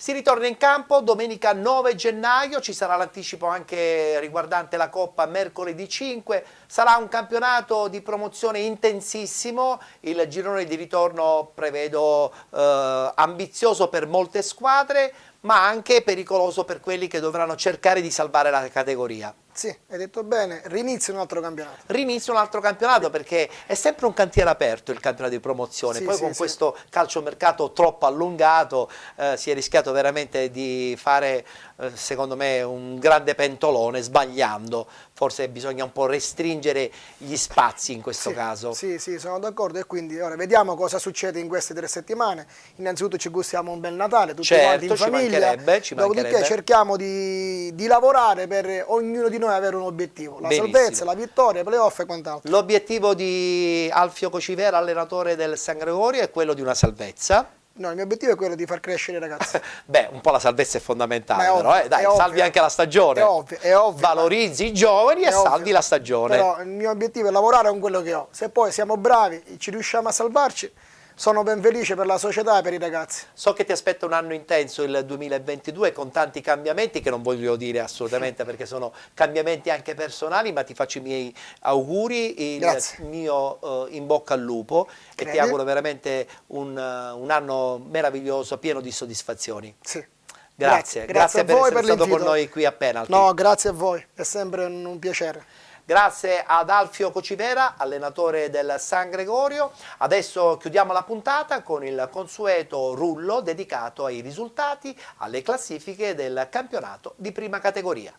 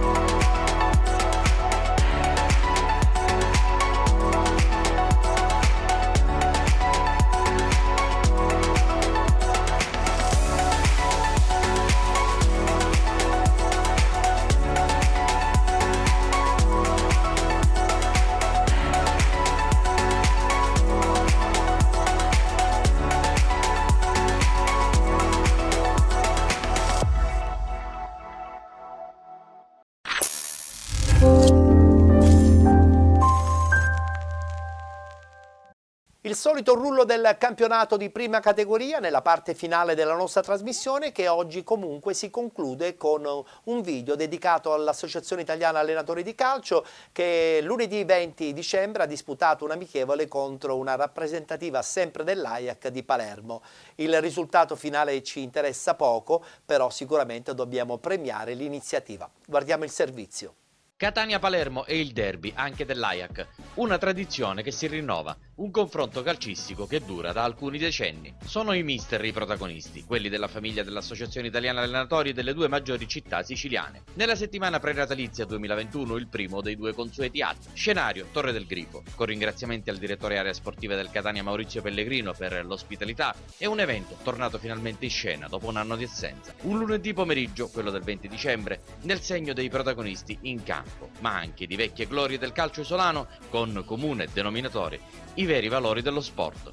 E allora quale migliore mezzo se non un derby Catania-Palermo? Per la cronaca 4-2 di Marchettenea con colpi a firma di Pannitteri, di Gregorio e in mezzo la doppietta di un insolito attaccante che risponde al nome di Armando Pantanelli, per il rosanero reti di Campione e Ferrara. Quanti nomi del passato in questa giornata di festa. A Pasqua la replica di questo derby a Palermo. Abbiamo ripristinato quella che era una tradizione per noi dell'Ajax, che è il classico derby amichevole tra Ajax Catania e Ajax Palermo, bruscamente interrotto dalla pandemia. Abbiamo ripreso, sono molto felice perché ho avuto una grande partecipazione con tanta voglia da parte di tutti. Alle mie chiamate hanno risposto tutti positivamente, anche grandi firme abbiamo oggi. E quindi questa è una festa per noi dell'Ajax, l'importante è stare assieme, vederci anche con gli altri allenatori del Palermo, ed è una giornata importante che sia solo una giornata di sport, è una giornata dedicata agli allenatori.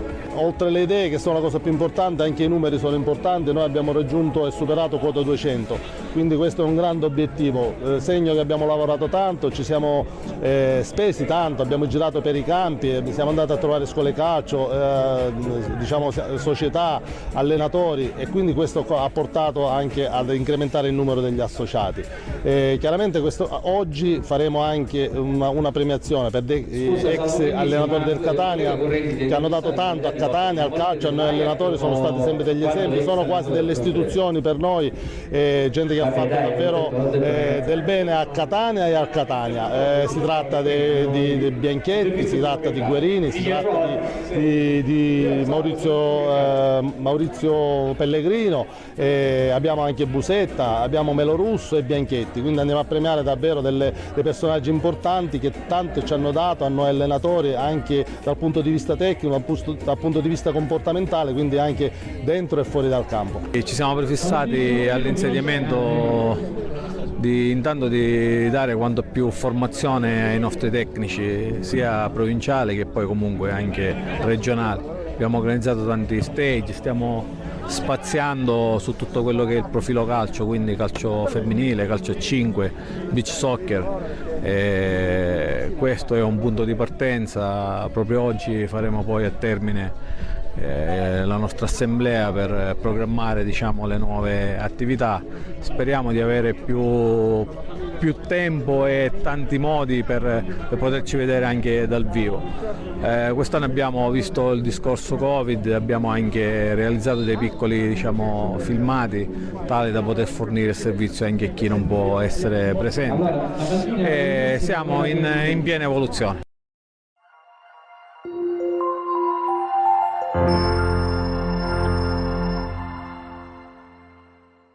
Un Ajax Catania contro un Ajax Palermo intensa in campo, ma soprattutto intensa anche nelle tribune, con la presenza anche di tantissimi nomi storici. La nostra puntata si conclude qui, carissimi amici di Penalty. Volevo soltanto ricordare la figura di uno chef importantissimo, Salvo D'Antoni, che è scomparso qualche giorno fa, a cui io personalmente ero molto legato, anche se il contesto della nostra trasmissione c'entra poco con il gusto che lui riusciva a trasmettere con i suoi piatti. Uno chef di rilevanza internazionale. Ciao carissimo Salvo. L'appuntamento di Penalty si conclude qui. Voglio ricordarvi che saremo di nuovo in onda anche il giorno di Natale con una puntata speciale con tutti gli auguri degli addetti ai lavori del mondo del calcio dilettantistico siciliano. Grazie a tutti, buon Natale e appuntamento per il 25 di dicembre.